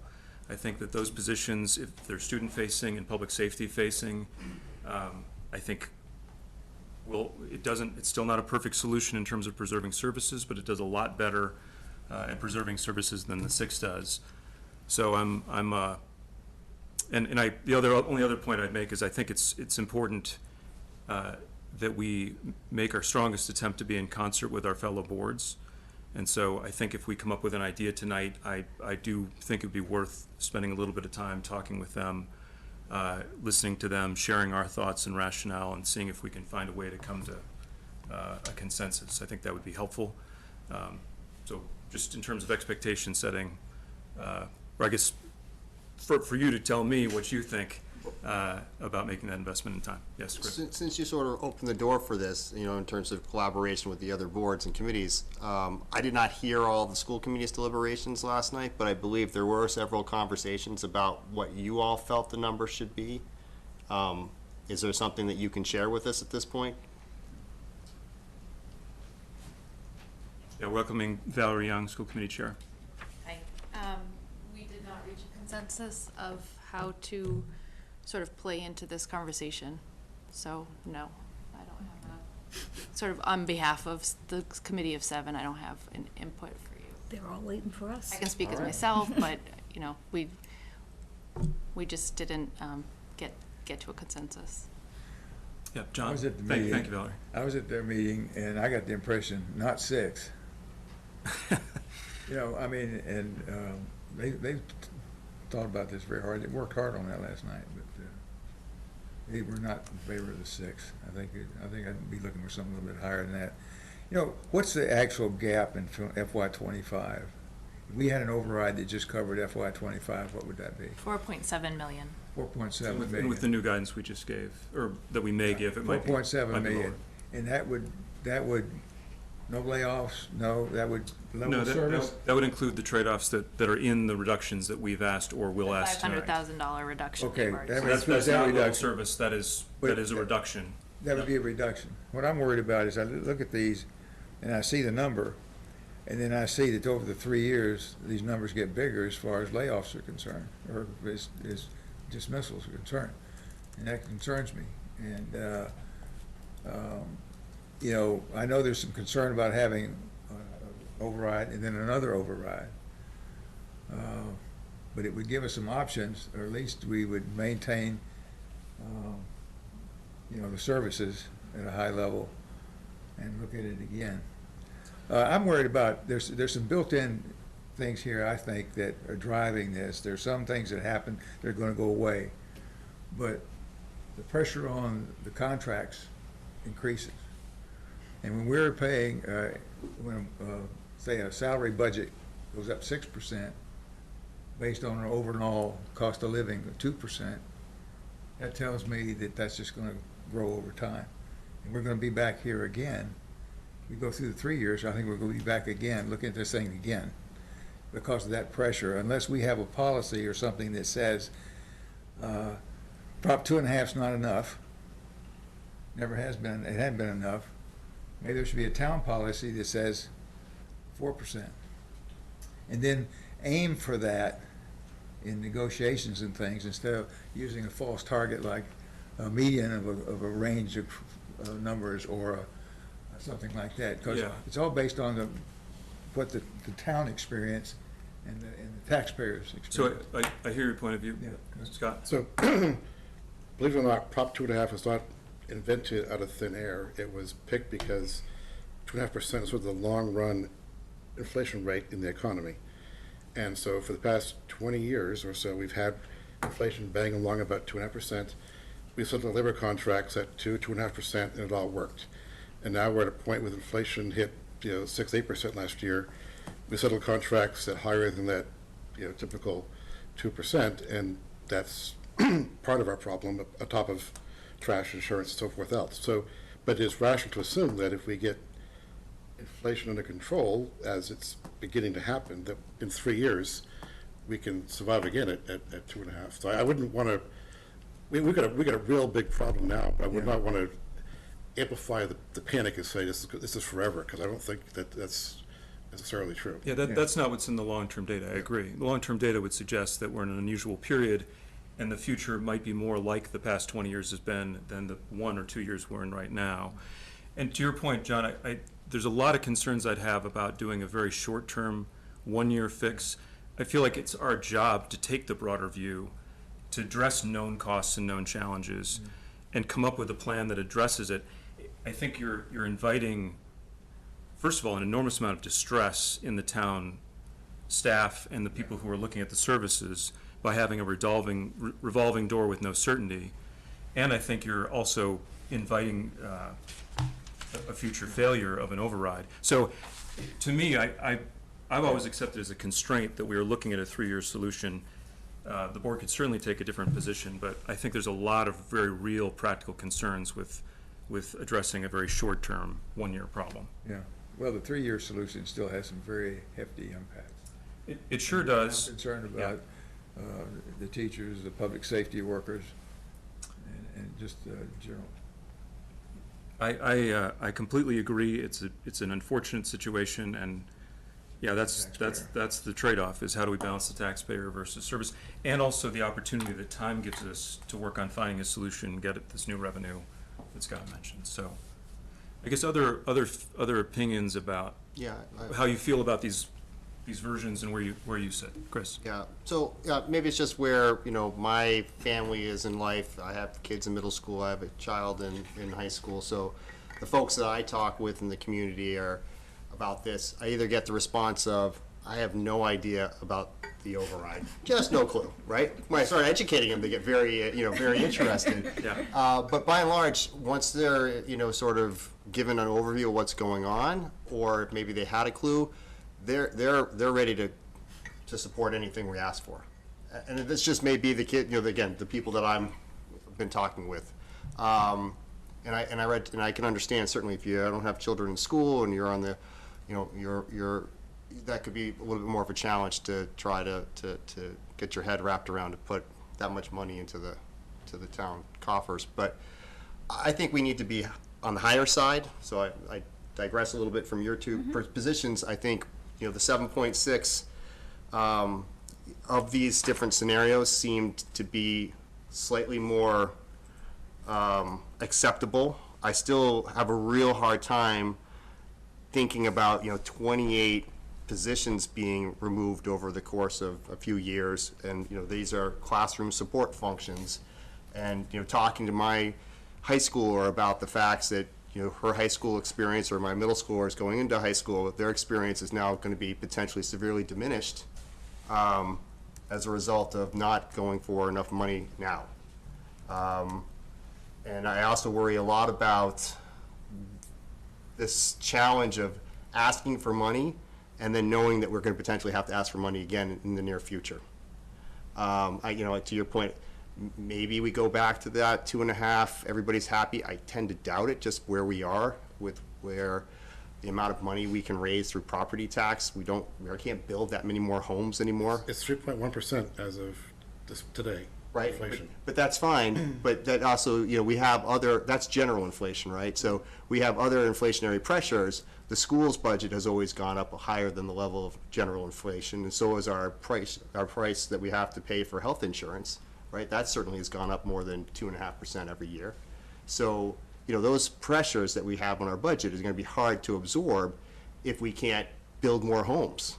And even if we have the MBTA communities that goes forward, that's only going to get us so far, right? That's 900 homes potentially in X period of time. So eventually we're going to always have this problem of finding revenue to counteract some of these rising expenses that outpace the 2.5% inflation.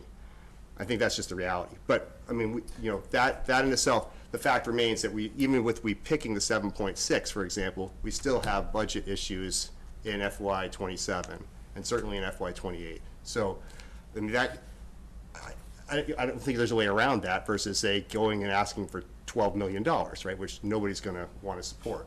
But I do think we need to go higher than 7. I really do, for the health and well-being of our children, our school system. So that's what I would sort of lean towards. Other thoughts? Just as data points as well, because to Andrew's idea, the art of the possible, the last override, which we for the teacher contract, which I think was generally understood to be necessary to be fair, that passed by 100 votes. The fire station, we had a dump, we built a new one under budget, that passed by 40 votes. Oh. So I mean, with override numbers, it's not, in your neighborhood, perhaps it is a slam dunk, but, my neighborhood is not. And I hear you. I completely agree with you, and I think people who want to see the school system flourish will have to come out to both the town meeting and make sure they show up in May, or else it's not going to pass. That's a good call out. Yeah, and we're managing risk, so I'm wearing two hats. So as a resident voter, I am very much with you. Just my own personal vote would be with you. But that's not the role I'm in here. The role I'm in here is trying to land this plane with some consensus if we can forge it, because that is what has been proven to have the best chance of getting voter support at the ballot box, which is the target that we all have. And so I want to listen to what we've heard on the road show. I want to listen to what we've heard from our finance committee. And I want to make sure that we are thinking about bringing as many people together as we can to get that 100-vote margin or more in what I think is not a simple ask. And so I hear you, and my inclination all throughout this has been to go to the higher end. I just find it, we probably talked to not 1,000, but more than 100 residents in our open houses so far. And people are very concerned about seeing something that would be as high as 1,000. That would be about an $8 million override. And people are, I think a lot of well-meaning people who maybe themselves would vote for the high number are concerned enough about what they're hearing from neighbors to give us some caution, try to find consensus if we can, and try to land the plane in a place that maybe no one will be happy, but maybe will be the right compromise that can get the most support. So we're in exactly the pickle you say. I'm in there too with you. I guess my concern goes to on the 7.6 million when that'd be $1,000. I mean, we'd add $853 to their tax bill, which means it'd be a $1,000 increase for the taxpayer when you add all the others in it. And then by the time we get through 27, it's going to be a $2,000 hit to the taxpayer. So that's a 20% increase in their tax. Are you adding in the? So I'm just trying to follow your The debt math. and the CPA. Well, it's on the paper. It's The all debt, here. the debt and the CPA Yeah. is what's added. You add we're going to have the debt. And the CPA. compounding 2.5 But- year over year. They're going to experience $2,000 tax increase in 2 years. Right. 3 years, and that's a significant hit. Yeah, I would encourage people to take a look at the longer history of the excluded debt. Not that that solves any problems, but you'll see that it was historically higher. It's actually been lower recently. And what we're talking about with the various programs we've approved is for it to come back up more or less historic level. So that's what's in the numbers. So, I'm sorry, go ahead, I'd John. be looking for something around 7. I don't think I'd like to go that higher than that. I mean, we'll come to consensus, but around that. I don't know, Scott, if you have a sense of where you think we need to land on this. I was thinking more like 6.5, but, we're splitting hairs at that point, so 6.5, 6.8. I mean, we're all amongst friends. I guess I'm thinking, I can go with 6.8, that's close enough to your 7, I think, that I would hope you would go along with it. I know that you'd like more, I appreciate that. Can we round to 7? I mean, I think there's a real psychological, So I've done a little bit of, or maybe a lot of phone calls, and I'm feeling like there's a consensus point. I can't argue, I can't say there wouldn't be a consensus point at 7, it's not that different, but that seems to be where the consensus point is, at least in my, 24 phone calls.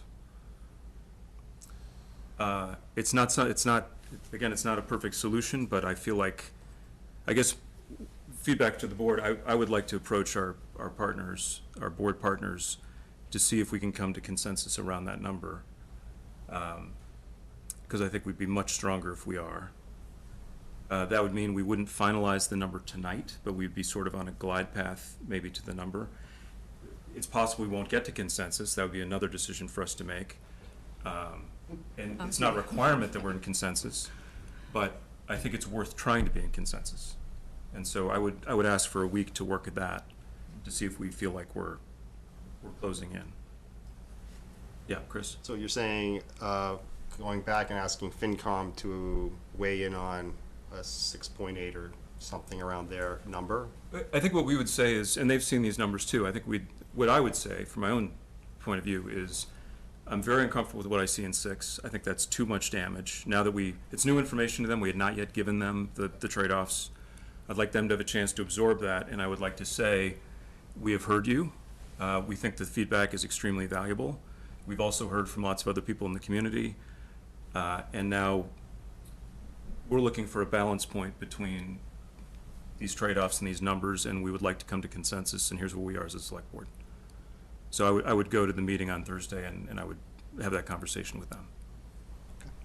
I guess part of my argument is that I think that there is other cavalry down the road that comes in, so the 6.8 is probably not going to be what ends up being the total revenue increase. There will be more, if we had the local options tax, if we have the pay to throw, there is other funding that will take you to well over 7, pushing 8.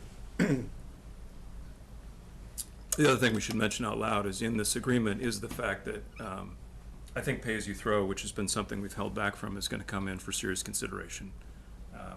And so we're going to have to look at all options for revenue, even with this plan. So I just want to say that out loud so people aren't surprised in some future meeting if we're designing a new pay-as-you-throw approach, because we need to find a way to not take police off the streets and teachers out of classrooms. I've never loved pay-as-you-throw, but to me, that's a fair way to get to a higher number and not hit the people with, retirees, small households. Wealthier people throw away more trash. So to me, this is a blended solution where we're going to look at other revenue that is discretionary, but we're going to add to that 6, 8, whatever it is, to be probably over 8. Yeah, But remember, even at 8, we still have staff reductions, right? So that's why I would love to see 8 plus those additional revenue numbers that you're thinking about to get us with no staff reductions, so that, my kids can enjoy school as it stands today, not some watered down version in 3 years. Yep. I hear you, and I'm with you. I guess I should be clear that we're going to think about things like pay-as-you-throw. There's nothing on the table regarding that for this decision, for this budget, for this town meeting. That's something in the future, but we're going to have to be more creative at looking at all options. So Chris, I'm trying to find a way that we can get as much support as we can so that we're ready for the ballot. I hear you, and that's where I am. Obviously, I'm voicing my opinion. I hear your opinions. I recognize the challenges with going with a larger number. I want it to succeed because obviously the worst thing possible for it would be to not succeed. So if we feel the right number is 6.8, I'm hoping 6.999. I'll be on board with that. Okay. I think I have the direction I need from you on that. We do have to, and that's a question, if you feel like we need to do something more formal than we've just done, I'd like to go have that conversation. So in our next meeting, we would finalize exactly what the override number is and what would be on the warrant. This just gets back to the second question you asked, Tom, and I don't know, do we need to also talk about whether or not we want to increase the amount that we want to reduce the budget in FY25 before we leave this tonight? So not knowing where our consensus would be, I thought if we were at 8, you might be able to belay that conversation. I think between 6 and 7, we have to address it just as fiscal managers looking at the challenge of getting to the fiscal 28 balance. So, as mentioned in the conversation that we've had today has been around 500, which seemed like things that people could identify on the list of things that was not going to add to the student-facing impact or add to the public safety impact. So I guess we could, that's what came out of those discussions. We could pick something higher or lower if we felt like that was more appropriate. I just feel like where we know we're going to ask the town for an override of 6 something or 7, 699, whatever it ends up being, we better make sure that we can tell them we've made the cuts we can make. So I don't know how I could with a straight face say, please pass the override. I have not made all the cuts I can make yet. So I think we have to do it. And again, we aren't talking about laying anybody off. We're talking yeah, service Service gets impacted, reduction but, you know, I think it's a fair ask. No employee gets hurt. Chris, I saw your hand. Yeah, thank you. Kristen, as far as the staff reductions, would the assistant DPW position be part of that conversation, or is that still be opened and looking to be filled? That is, in my opinion, not part of the conversation. That's in my opinion, public safety Yeah. and assisting that. We had that full role. It was very important. We never really fully recognized that whole exercise. So in my opinion, we would be backfilling the assistant DPW. In my opinion, it's a critical role as well. That's why I asked the question. So thank you. Yeah, and obviously as part of the final budget that we will see together, we will see exactly what the trade-offs and the assignments that the school committee and that our budget planners have made. I guess when we get to specific positions, I understand that's an unfilled position, so it's a little bit different, but just a little bit of sensitivity if we're talking about specific positions before we've had a chance to absorb it. That wasn't an existing position, so I'm not making that comment to you, Chris. So do you Okay. need a motion from us to say we want to look for further $500,000 in reductions? That to me feels like the right number to ask for, but I think that's the right number, because that's, It seems like Yeah. we're hearing it's sustainable, so. Yeah. yeah, so if that's the case, then we would want a motion. And I guess, Kristen, what does it need to be relative to? Is it enough for us to say it's a further $500,000 combined? That's right. So it's $1 million It's a total million from the, from the What do I call the original original override budget, correct? okay, so it's a total of $1 million reduction from the original override budget. That would be the motion, if someone would like to make it. so moved. Second. Okay, all in favor? Aye. Aye. One other point on our list of things which I wanted to mention is so healthcare is, health insurance Yeah. is feeling like a runaway train to me. And so I wanted to get your input on potentially asking Kristen to direct the existing members of the healthcare trust with a charter. I think they're already doing a lot of this, but to specifically bring back to the select board in the June timeframe a complete requoting and evaluation of all options, so that for our renewal in November, we're making the best fiscal choice that we can, given that I think the existing structure has proven to be much, much more expensive than we had originally thought. I think we need to look at those closely because it's such a big driver of our expense. So I guess, Kristen, if you feel comfortable with that or other opinions, I just want to ask for that out loud because it's a problem. I think I'm on being on that board. Yeah. Yeah, I agree with that. I think we do need to take a look. But a lot of the things that are happening out there in our healthcare system, it's not necessarily due to just how we're doing it. It's what the market is, and it's going all over. I mean, it's going way up. Now, whether we can trim that off and go a different route, I think we need to look at that, and I agree. Yeah, we could come back and say, we've looked at it carefully, we're still making the most cost-effective choice. That could happen. But just it's gone so differently than we predicted. Yeah. That makes me worry that, or feel like we need to responsibly look at it again. Right, but as somebody who was once an actuary in my younger days, you pay based upon experience. We had, I think our experts said we've had like the worst imaginable experience over the past year and a half. I mean, we've had multiple times the average number of cancer cases in town. So that whether you had self-insured or you were privately insured, are you paying from your reserve, or are you paying an increased premium? Our experience rating is just poor. So I don't want to minimize the problem, but I mean, it's certainly true, but I don't think that the change of health insurance plan is the problem. It's the experience that we're having with it, and who knows if that gets better or not.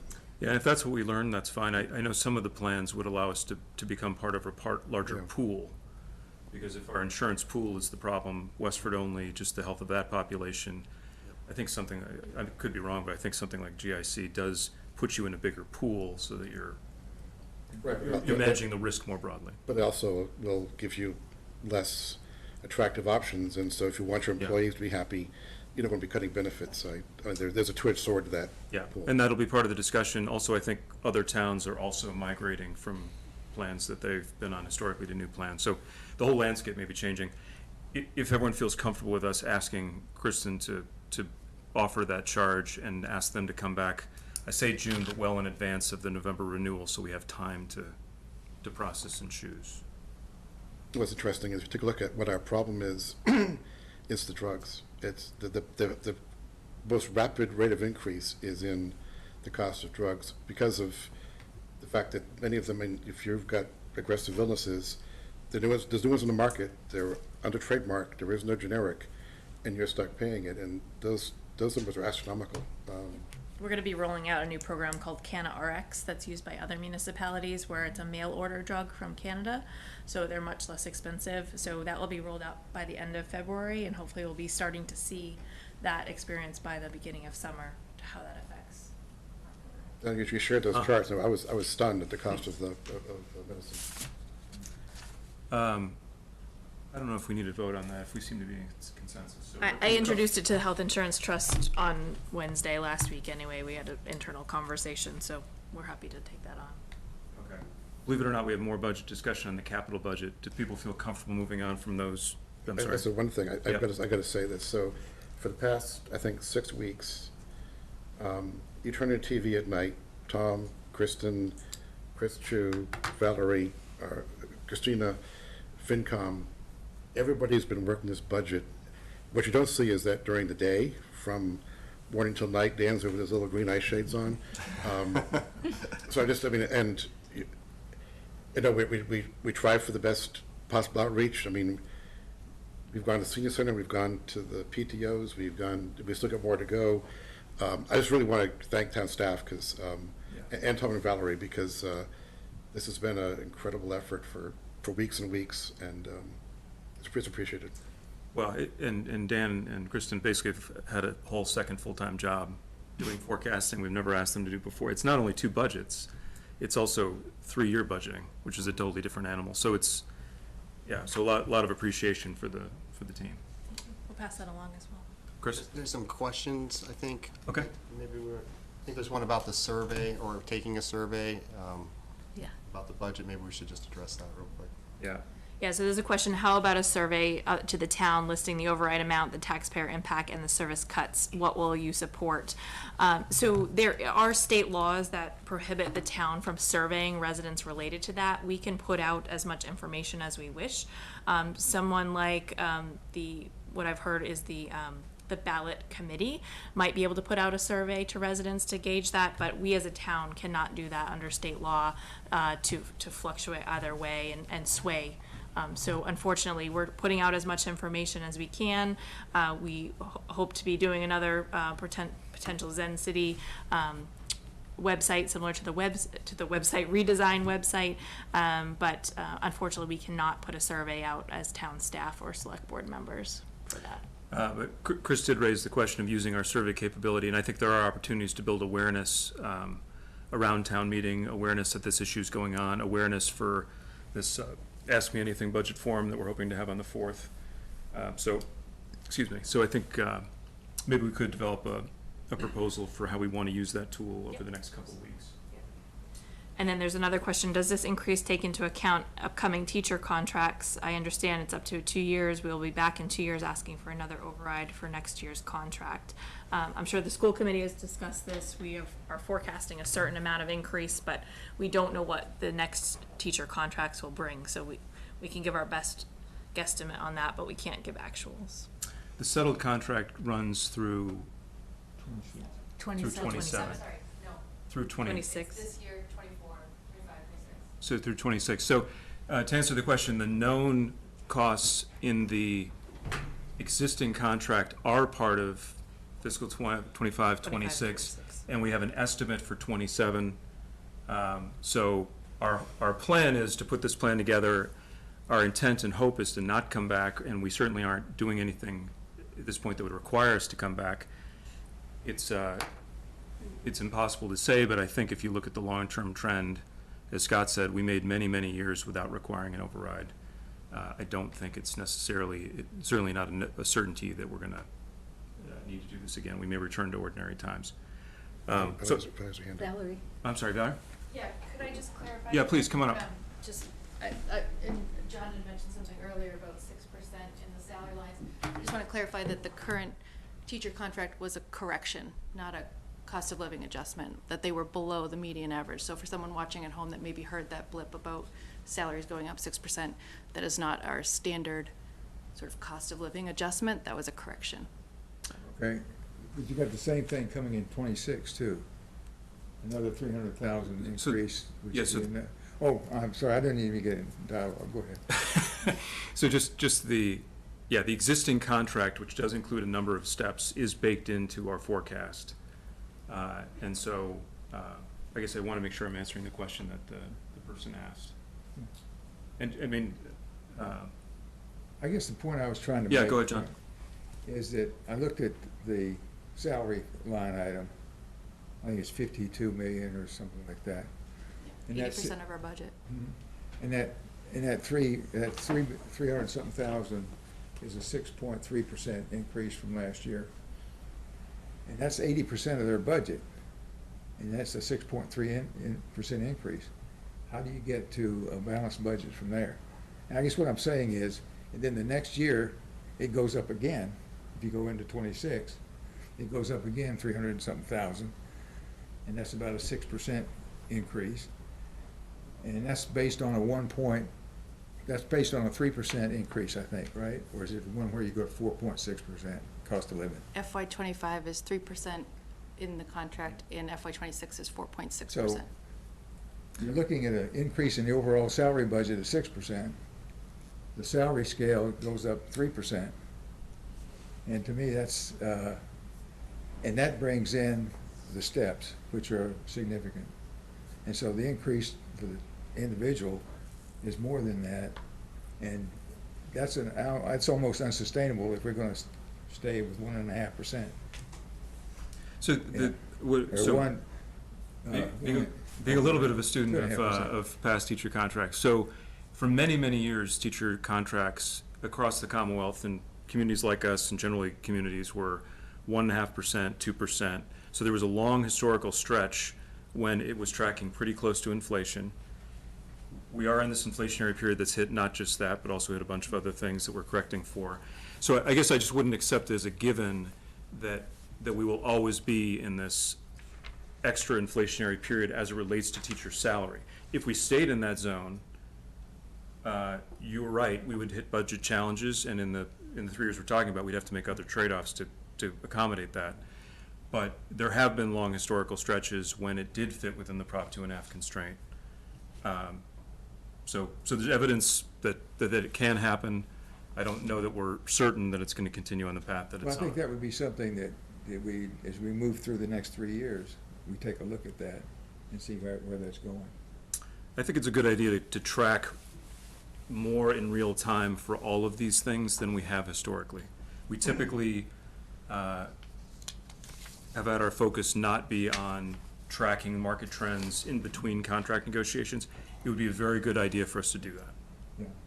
My intent wasn't to target the individual thing, but it was just to say, overall, to me, that looks like it's unsustainable. Yeah, it's an area of concern, and it needs to come back to more normal historical ranges for us to have this Prop 2.5 system work as we exit this phase we're in 2028. Okay, thank you, Valerie. Thank you for being here, too. There's just one more request online that this override, so if we're saying 6.8 million, which is what we're hearing this evening, knowing that it may change based upon the conversations, that's a permanent 6.8 million on the levy every year. So someone in the audience just wanted me to make sure that we convey that. Yes, absolutely. The way that an override works is it permanently adds to the levy. And as opposed to excluded debt, which is like a mortgage, once you pay it off, it drops off and we don't continue to pay it, an override does stay in the levy. Okay. Any other comments on that before we move to the capital? Well, just that yes, the levy, when it's increased, it stays there because 80% of our budget is salaries, and when they're up, they stay there. So it's not like we're making a windfall here. We're just breaking even as time goes by. Right, there are some costs that go up and down, like up over time, but up and down, like energy, and salaries don't work that way. Yeah. Okay, let's talk about capital. Sure. So the Finance Committee received a presentation from Dan last Monday on the capital budget, and I know we've had a lot of focus on the operational budget, but I wanted the Select Board to just receive that very high level. Most of you were on the meeting or were at the meeting, but we've had some back and forth. So Dan, could you just give a high level of where we're currently at capital and some considerations that we're looking at? Just trying to button it up last minute. Sure. Let me put it on the screen. Sure. And we don't need to go through all the slides, just Right. really where we're at now.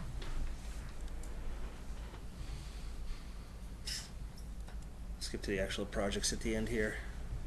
So I had gone through last week at the FinCom, or budget hearing actually, all the various projects, and I need to make this bigger. Which is not letting me on the screen. Do this. So we went through all the various projects. Capital Committee met on, I believe, the 3rd, and we reviewed all the projects for one final vote. We're in consensus on most of them. Here on the left-hand side, you see the list of all the projects that are pay-as-you-go, include technology, DPW, and different vehicles and for the town. And then on the next page, we have capital funded by other sources. Includes things such as community preservation funding, enterprise funding, general fund bonds, and revolving funds and other, which can include Chapter 90 or any of those types of. Sorry, defer to the screen.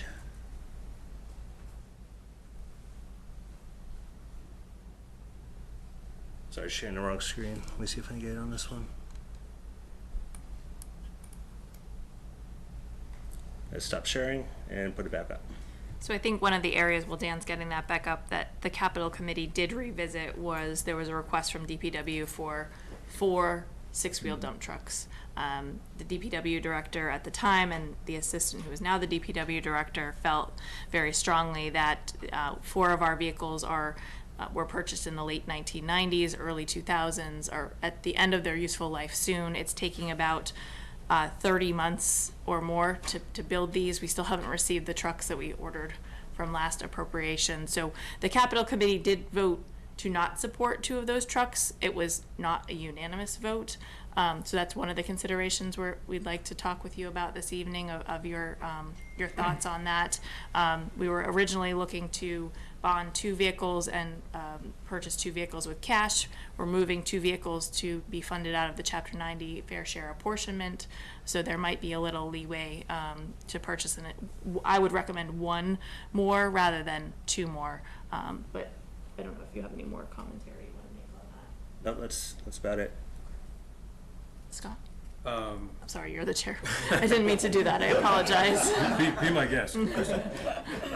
Those are all the important questions. What does it do? I mean, how we fund it matters, right, in terms of budget. So if we're getting 1 more, where is that coming out of? Right. Yep. So it could be free cash. Stop sharing for a second here.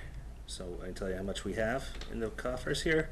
So with everything that's on the town meeting warrant right now, we're looking like we have $1,921,000 remaining. So if we took $300,000 from free cash, it'd drop it down to $1,621,000, and then we'd be recertified after July 1st. So we have been seeing recertifications around $3 million or so, which is enough to fund next year's capital plan. So that is one option. And if we do need this truck that's urgent, we could possibly defer something next year if the free cash balance isn't up there, but we know we need the vehicle, so, and we won't end up paying for it for 30 months, it sounds like, too, but we need the appropriation in order to pay, to order it. Scott? As I recall, when we created the DPW position, we deferred purchases of equipment because we wanted to see how we could rationalize the fleets. And so there's a reason why you would buy a truck every 3 years, right? So you don't get in this pickle. But we didn't do it, and you know, it was probably not the best bet we could have taken. But it was good management, just not a great bet. So you know, the cost of a truck being down, if you go to FinCom and ask for a new engine or something, it's not a great picture either, so, I'm inclined to go for another truck, but I guess I'm curious, I mean, so we have a capital committee for a reason, and they didn't support it. I guess I'm curious to know what was behind that. Any summary of what the concern was? And I think part of the confusion was that, and I don't mean this as an excuse, the DPW director was not able to be present at the meeting, and we didn't have all the appropriate information about the timing of the year of the vehicle, the usage, and what it would be as a detriment if we didn't purchase. Also knowing that the timeline for these vehicles is getting further and further and further out, that we should really just get these in. And like I said, I believe it was a 5-4 vote. It was not unanimous at the point in time. And I know John and Chris were also on that meeting, so Yeah. I'd be happy for them to One chime of in. my concerns was that we didn't consider, increasing our paving activity, because there's some roads that still, I thought part of that money could go to, because it was really for the highway, it was really for pavement, and so I thought we could do, that would be a good use of the other half. I thought 4 was too many. I guess, Chris, do you have any feelings? I don't know how you voted, but. I voted against it, but, the expert actually is our fellow Capitol member here, Heather Fitzpatrick. Would you mind if she No, addressed please. us? Because she really has the fleet numbers dialed in. This is her passion. I don't know that it's my passion. Heather, if you wouldn't mind just introducing yourself. Heather Fitzpatrick, FinCom Capital Thank you. resident. I've been on Capital for a long time, and we do have a history of buying several vehicles most years. 4 seems excessive to me in 1 year. We just got mileage numbers from Dan, and I know there's a big explanation on mileage, but I'm going to chalk this comment up to you don't know what you don't know. And I do know people that own heavy equipment. They put hundreds of thousands of miles on these vehicles, not 80. I just did calculations. It's like $4 a mile for us to drive these things. That's a little crazy. So we have a huge fleet. I know we've talked recently that they're not multi-use, but we've been hearing actually for years that we have been buying multi-use vehicles where things can be swapped out or that sort of thing. So I just feel like 4 is a big number. And I think that since we've been buying them as time goes on, if you buy 4 now, I don't know that you're properly spreading them out later.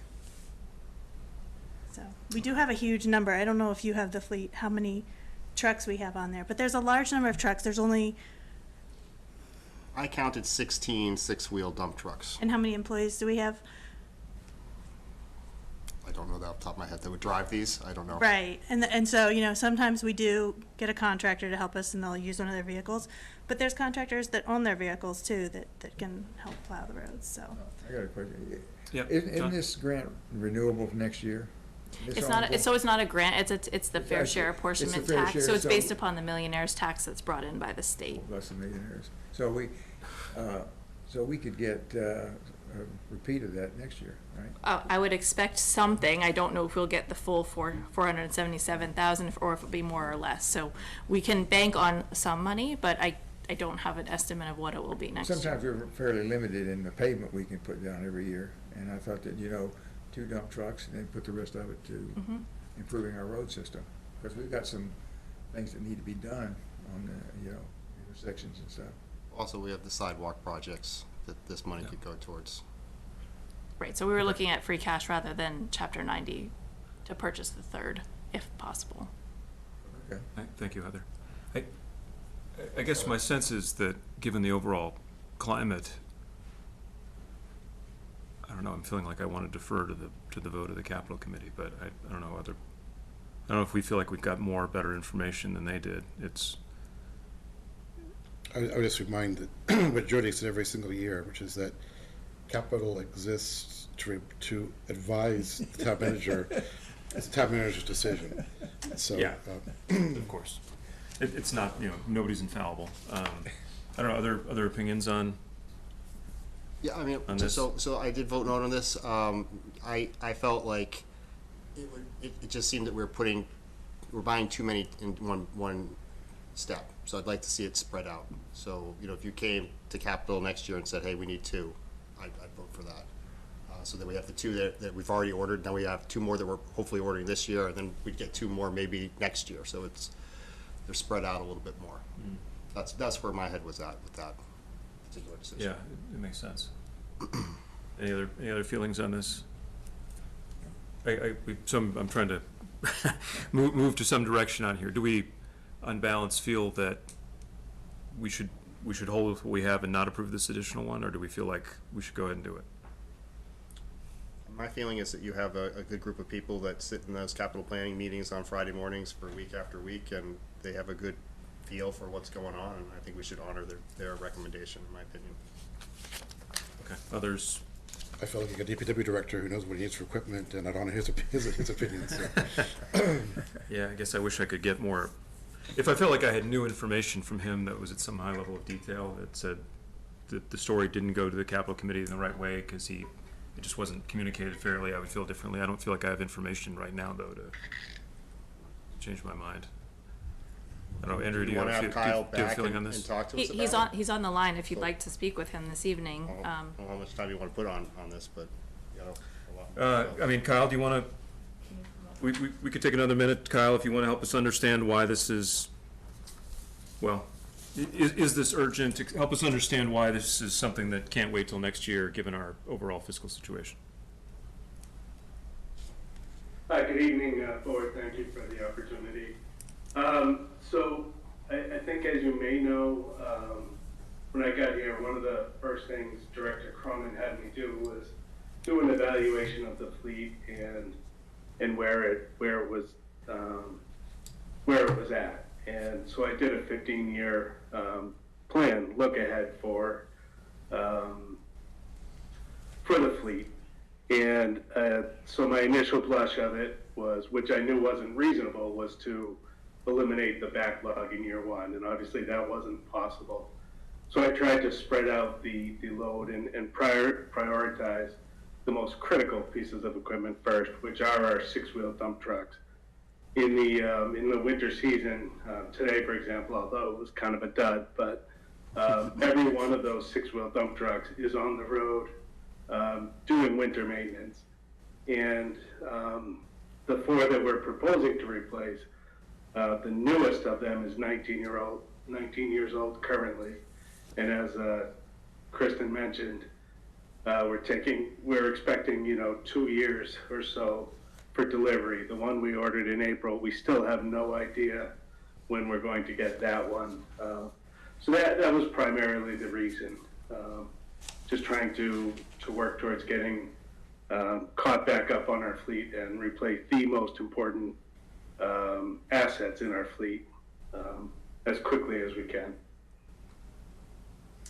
Okay, I understand the drive to good practice here. Given the overall fiscal situation that we're in, what's the consequence to us if we wait and move on to this particular vehicle next year?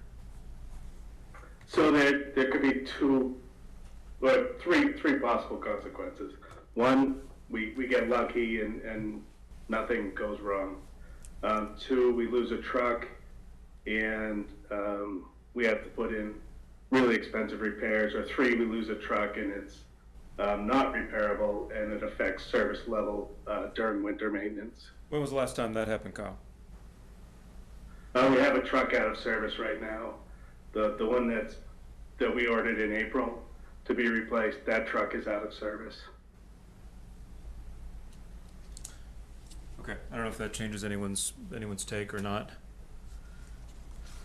We're gonna have to vote ultimately. I think Chris is concerned that we should defer to the committee. I think I'm probably there too, that we should defer to the capital committee, and we're in a world of hurt, and I am concerned about the cost of waiting, but I'm also concerned about committing the free cash.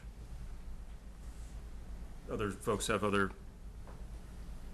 Where are you, Andrea, on this? I'm concerned about the risk. I'm concerned about it's 30 months out, probably, and by the time we order this one, who knows, maybe another 36 months, 3 years out before we get a new truck. That's kind of scary to me. Okay. To be honest with you, I think if there's some way we can do one, not two.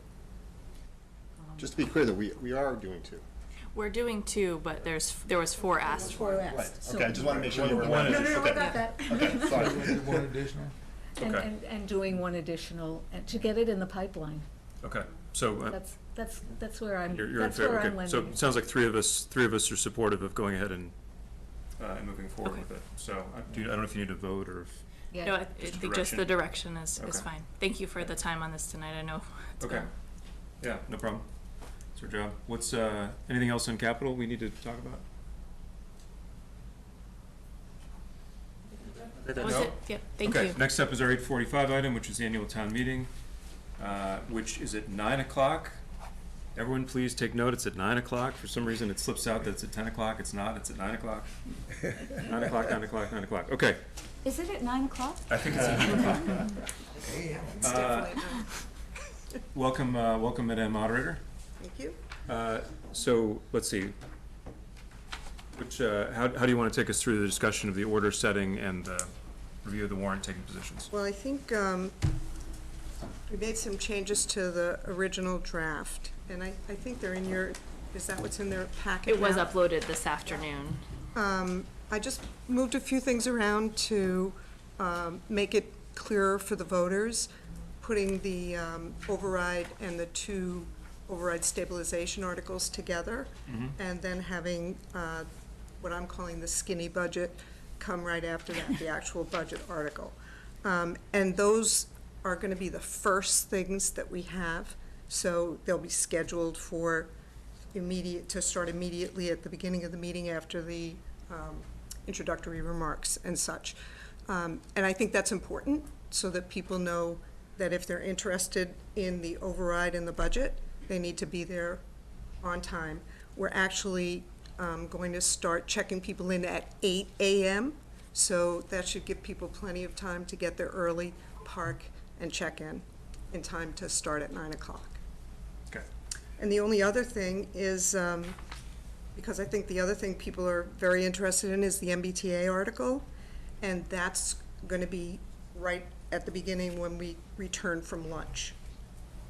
So people who are interested in those 2 articles, which seem to be generating the most interest, will know that they need to be there at 9 for the override and budget, and immediately after lunch, which should be 12:45 to 1:30, somewhere in there, depending on when we stop for lunch, for the MBTA article. Okay, so if we're in the middle of something, I guess you'd wait to call for lunch. I'm just wondering what will happen. We would suspend, pick up with that. So we won't have that issue with the override and They're budget starting articles, because they're first. Yeah. I think we're gonna have a discussion with town council just to make sure it goes the way we want it to for the MBTA article. We can either set it for a time certain, that being 12:45, and if we don't break for lunch until 12:30, it'll just start as soon as we come back. I think that's probably the way to do it, but I really want to discuss that with town council and make sure. Got it. And we are encouraging people to bring a lunch or purchase the lunch that's available and not to leave during. Yeah, as of now, they need to bring a lunch Right. until we We're work working out on what that. they can purchase. We hope not to come back for another ARPA request for lunch coverage and service. Okay. No food truck this year? No. Okay. Any comments or questions for the moderator about the order? Okay. Thank you for that. So we do have several articles this evening if you wish to take a position. We also would have the balance of that at your next 2 meetings after. So this is a suggestion this evening if you're ready to take a position on these articles. If you're not ready, we can obviously defer to the February 27th meeting. I mean, I think we're gonna have a full schedule then too. Are people okay just continuing through and addressing these? Okay, why don't we get going? So I will start with accept town reports. This is your annual article that's accepting the town report, and those actually ended up in the office today.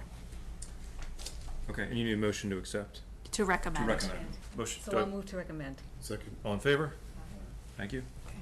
Dan, would you take oh, go ahead. Before we, don't we usually wait for FinCom on any fiscal articles before we take usually do. positions? Yep, we can do that, yep.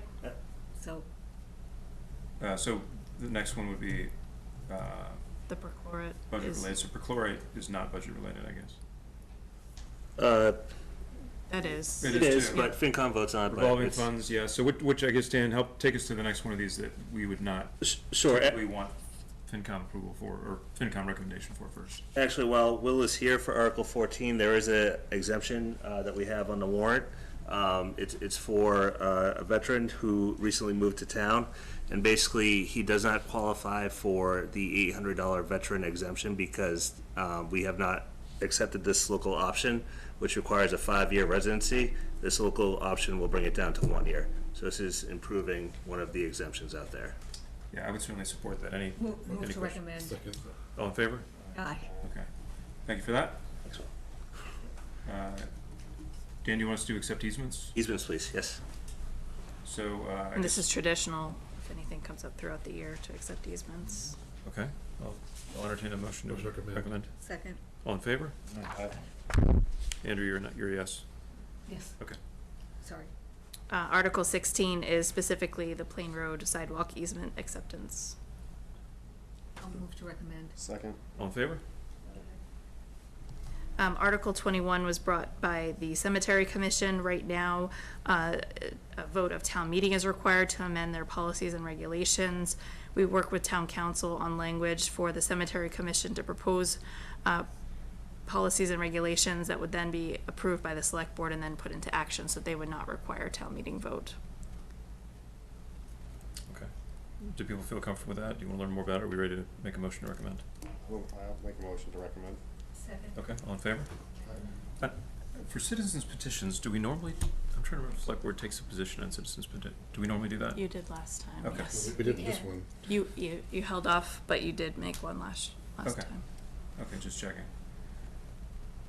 Okay, so the nature of this is for a dual recognition. Right, so last year, there was a citizens petition to change Columbus Day to Indigenous Peoples' Day. That passed at town meeting, it passed at the ballot, so currently, I believe it's the second Monday in October is known in Westford as Indigenous Peoples' Day. There was a citizens petition filed that it will be on the warrant to have the day changed to Columbus Day / Indigenous Peoples' Day. Then have to go to ballot again. Well, does it have to go to Does it ballot? have to go to the ballot again? I thought this was, I thought it was just an advisory. Yeah. Let me double check on that. Okay. I think Should- it was should we us who bring that made one- the decision last time to put it on the ballot. Exactly, yeah. Okay. Oh, yeah. Yes. Yeah, it Okay. was. We did because we wanted the town to vote on it, Okay. not just us. Okay. Okay, do people want to study this more, think about more, or do we have the information we need to? I mean, I feel like we had a pretty clear indication from people. We did go on the ballot and was voted, so I feel like, I at least feel like we have clear guidance about what the town wanted in that regard. I just feel like on these things that are essentially social issues, it's, who cares what we think? We're 5 votes at town meeting. I wouldn't even take a position on it. Can we do that? Yeah, we We can take no We position? can not take a position, And we can hold it, we can just continue to list it, and if you choose to at a future point in time, you can. what's the so- will tonight? Is it?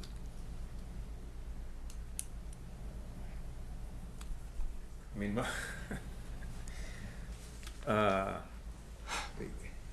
it sounds like, well, my inclination for this would be, I think this went through a pretty deliberate process, and I think we've heard, so I don't feel like, I would be in support of this, but I think, I don't know, is the will to not take a position tonight and hold it? Is that where people are, or? I mean, I'm ready to take a position, but I'm also cognizant if the majority don't want to, I certainly will go along with them, but I could take a position tonight.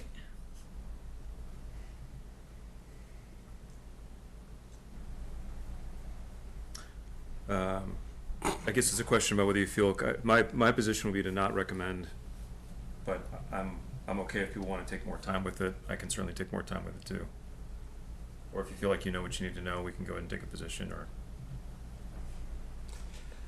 Yeah, I feel like I know what I need to know, so if we want to take a position, we can. Okay, someone to make a motion? Okay, I'll move not to recommend. I'll second. All those in favor? To not recommend. Okay, so it's a 2, okay. You have to take the other one. Yeah, I guess you take the other one, so would someone like to make the other motion, or? No, it's who's just the- opposed. Exactly. Right, so, Oh, I'm sorry, all opposed. yeah. John, are you abstaining? The motion is to not recommend. Correct. Yeah. The motion is not to recommend, so it's, okay, so it's 2-3, so the motion fails to not recommend. Just to make it more confusing. So someone could either make the motion to recommend, or we could, if someone feels that it's more appropriate to not take a position, no one need to make that motion. I just wish we got it, never mind, sorry, never mind. Okay. I'm taking that no one wants to make that motion. So as it currently stands, we've not taken any motion on that. But we did, we just took a vote to not. Well, how did, but didn't it fail? So it doesn't, Failed. so it doesn't, nothing happens. Right. So now you have to change the motion. So, yeah. Somebody has. Failed, okay. Right, since that motion failed, you could either take the opposite motion, and we could take a vote, or we could take no vote, which would be another Well, way that we can go. generally we vote to recommend, right? Isn't that what the sort of the language is in, on the warrant? Well, no, we can vote to recommend or not Well, recommend. sometimes we voted not to recommend things. No, I know, but I thought it's usually the vote to recommend, and then it would either be a positive or a negative vote. Because- So essentially, you could say 3-2 voted not to recommend. Essentially what we just did. That wasn't the motion, though. Well, the motion was to not recommend, and it failed 2-3. So the actual result of that is what I just said, right? Right, Is is that- what he just said, which is 3 people voted not to not recommend. So it's a But basically not to not recommend, I guess for clarity, I think you need to make the. So we for just need to clarity, I make think another you either- motion. You either need to make the positive motion and vote, or decide we don't want to take a position. Right. In which case, no motion need be made. No one has to make a motion. Can I make a motion to adjourn for the evening? Yes. Does that work? If you get a second. Motion to recommend. Okay, so we have a motion to recommend. I'll second it then. Okay, so all in favor, 3. All opposed, 2. All right, we're all All right, clear. so we'll list that for now, but if the board decides to revisit that over the next few weeks, we will do that. Okay. Tom, before you, I know you're really busy, can I just say a couple of things Yeah. about town meeting? Absolutely. Just so everyone knows, the parking is gonna be at WA, and when WA lot is full, then it'll be at Chrysopoli and Robinson, and we'll have buses circulating from Robinson to WA on a continuous basis from 8:30 until we stop taking people there. Also, there's, again, free childcare and free transportation. The links for those signups are on the town website, on the moderator's page, also on the rec page for the childcare, and on the senior, Cameron Senior Center page for the free transportation.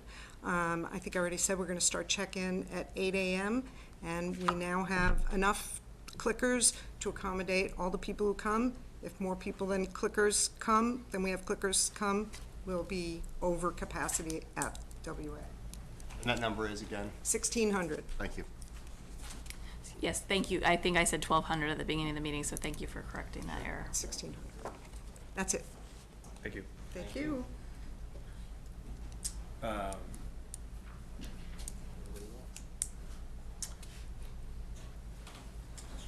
Well, so we're going to move on to old new business. It occurs to me that I think the DEI committee has taken a position on 22, and we didn't hear that from them, but I guess we can invite them to come and give us the position. Yeah, I did take a position. Yeah, I just want to make sure everyone has everything on board before they vote. Okay, we'll consider whether, I mean, we have a vote, so we don't need to reopen it. We may ask the DEI committee to share their position, just so the committees we've impaneled, we've read and take that on board, so, okay, let me think about that. Old new business, consider request to, I'm sorry, Kristen, you usually take us through this, right?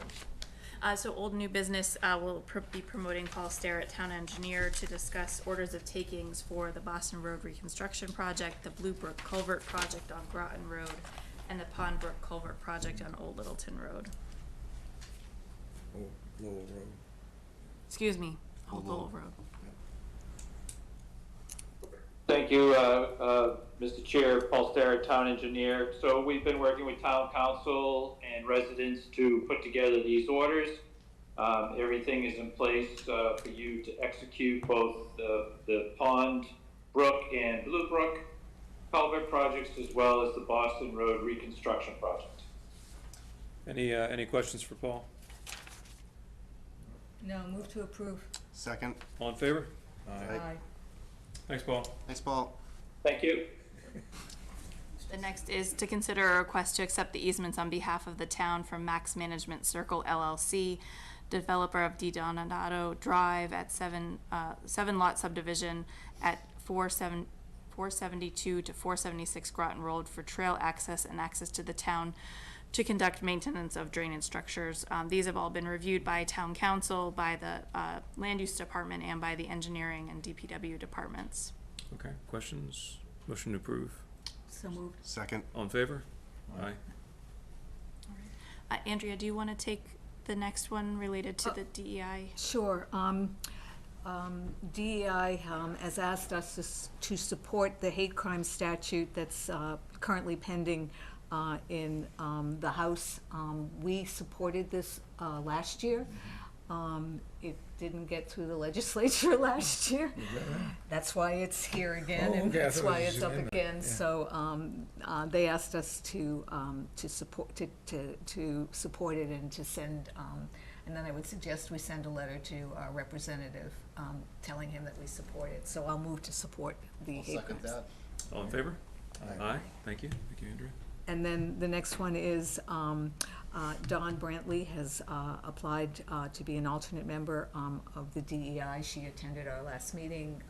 The DEI recommends that we appoint her.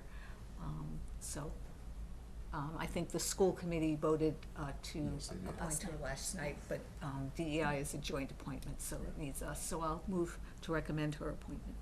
Second. All in favor? Aye. Aye. Right, so I will take, there was a request from the Community Behavioral and Mental Health Committee to change the charge on the membership. Andrea, I know you sit on this committee, so if you'd like to take this, you No. can. Okay, happy to do that. They hold their meetings in the middle of the day, and it's really difficult for me to get there. Yep. So there's a memo in your packet from the committee that says that they're requesting that the select board change the number of the membership from 21 voting members to 16 voting members and 4 alternates, and to eliminate the open seat. The structural change will allow for the manageable quorum number. They're looking to restructure that Jillian Thatcher would be alternate, Susan Hanley alternate, Rebecca Lockwood alternate, and Allison Christopher alternate. And then they're looking to change the membership from Richard Lane Jr. to Mike Dennehy. And Mike Dennehy has filled out a citizen activity form. He is not a town resident, but he is the deputy fire chief here in town. I'll entertain a motion to approve. So moved. Second. All in favor? Thank you. And then there was a request to change the membership of the Clean Energy and Sustainability Committee. I don't see Mike Berlinski on the line. He's here. He is, okay. I can promote him. Promote him. He'll probably want to take that, and if he can't, I'm happy to.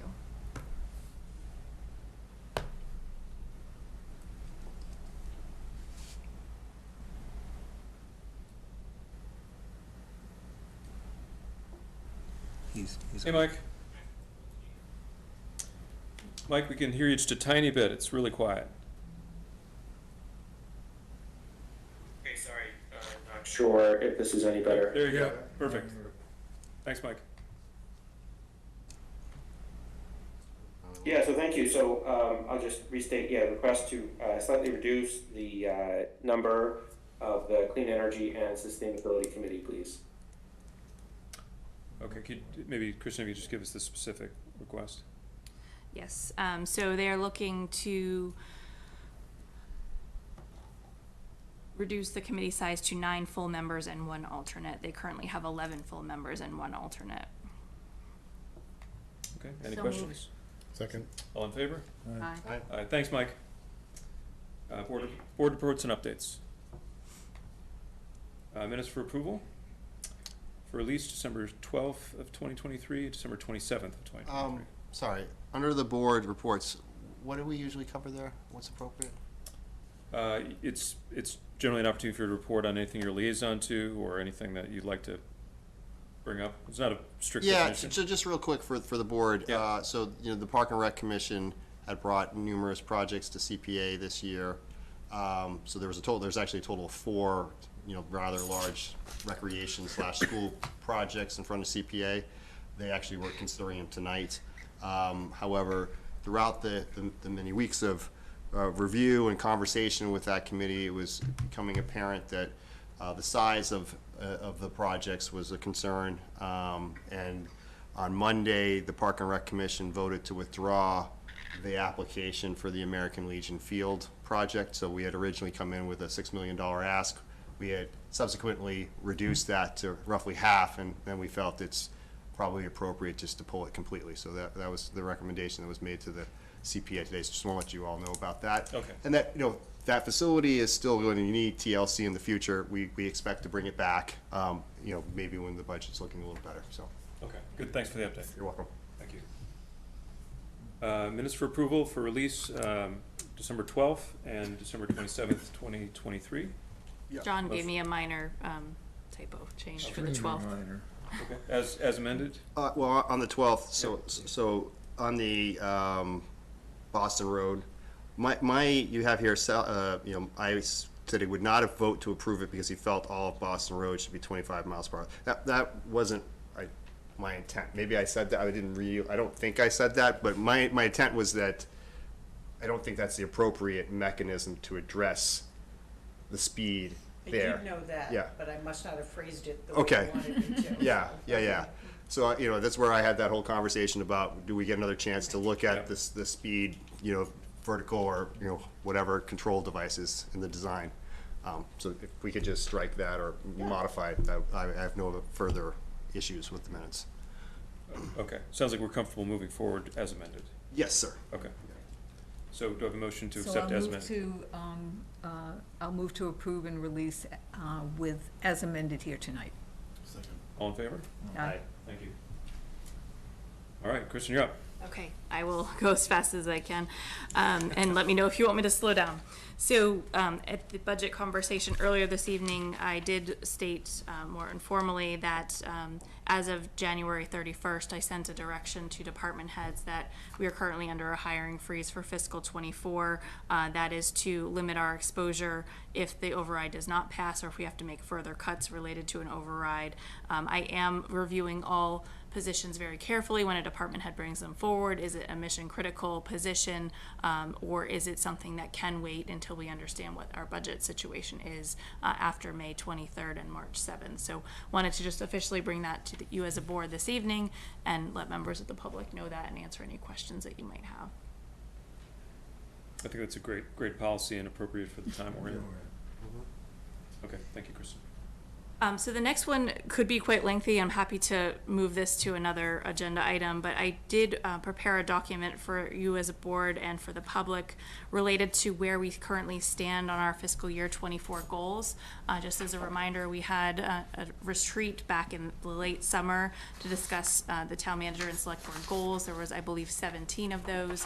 I think we've made some pretty good progress on them. There's obviously more work to be done. I'm sure we won't finish out all of them in fiscal 24. Happy to go through them in more detail or address any specific questions that the board might have this evening. I guess what I would suggest to the board for your consideration, so we are coming up on Kristen's anniversary, which is very exciting. Actually, I do believe her anniversary has passed. Your anniversary's passed at the very end, on the 31st. 31st, right? yes. Okay. So I am aware that we are needing to move into the review phase and kind of evaluation discussion phase. Maybe what we could do is tee that up a little bit in terms of me getting you the document for review, and then come back and spend a little bit more time on these in a future Yeah, I was meeting. going to suggest, why don't we schedule, you know, we need to do we need to give Kristen a review. We should do that and fold this into that.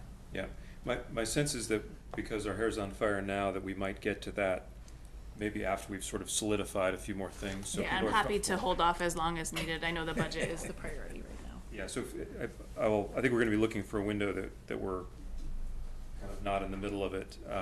Also, I think we'll do a review soon, but then maybe do a short review again so that Kristen gets on the cycle of annual review with everybody else. So what that means is we would do a review and then 5 months later, we might do another review, but then so we're on the same calendar for the fiscal year, basically. I think that makes sense. All right, so that will be the plan, but, and more to come on that. Great. So I will post this progress update to our town webpage under Town Manager Select Board Goals as well. So I wanted to just make sure everybody saw that first, and then we can provide that update to the public on our page. Okay, thanks. All right. Under grants, happy to report that we have 4 grants presenting to the board this evening. We received the Green Communities Competitive Grant in the amount of $97,530. We received the Mass Office of Disability Municipal ADA Improvement Grant in the amount of $94,650. We received that last. I have a question about that one. Yeah, sure. I guess I looked at it, it said the funds have to be spent by 6/30/24, and also, so my question is, will we be doing that and on what?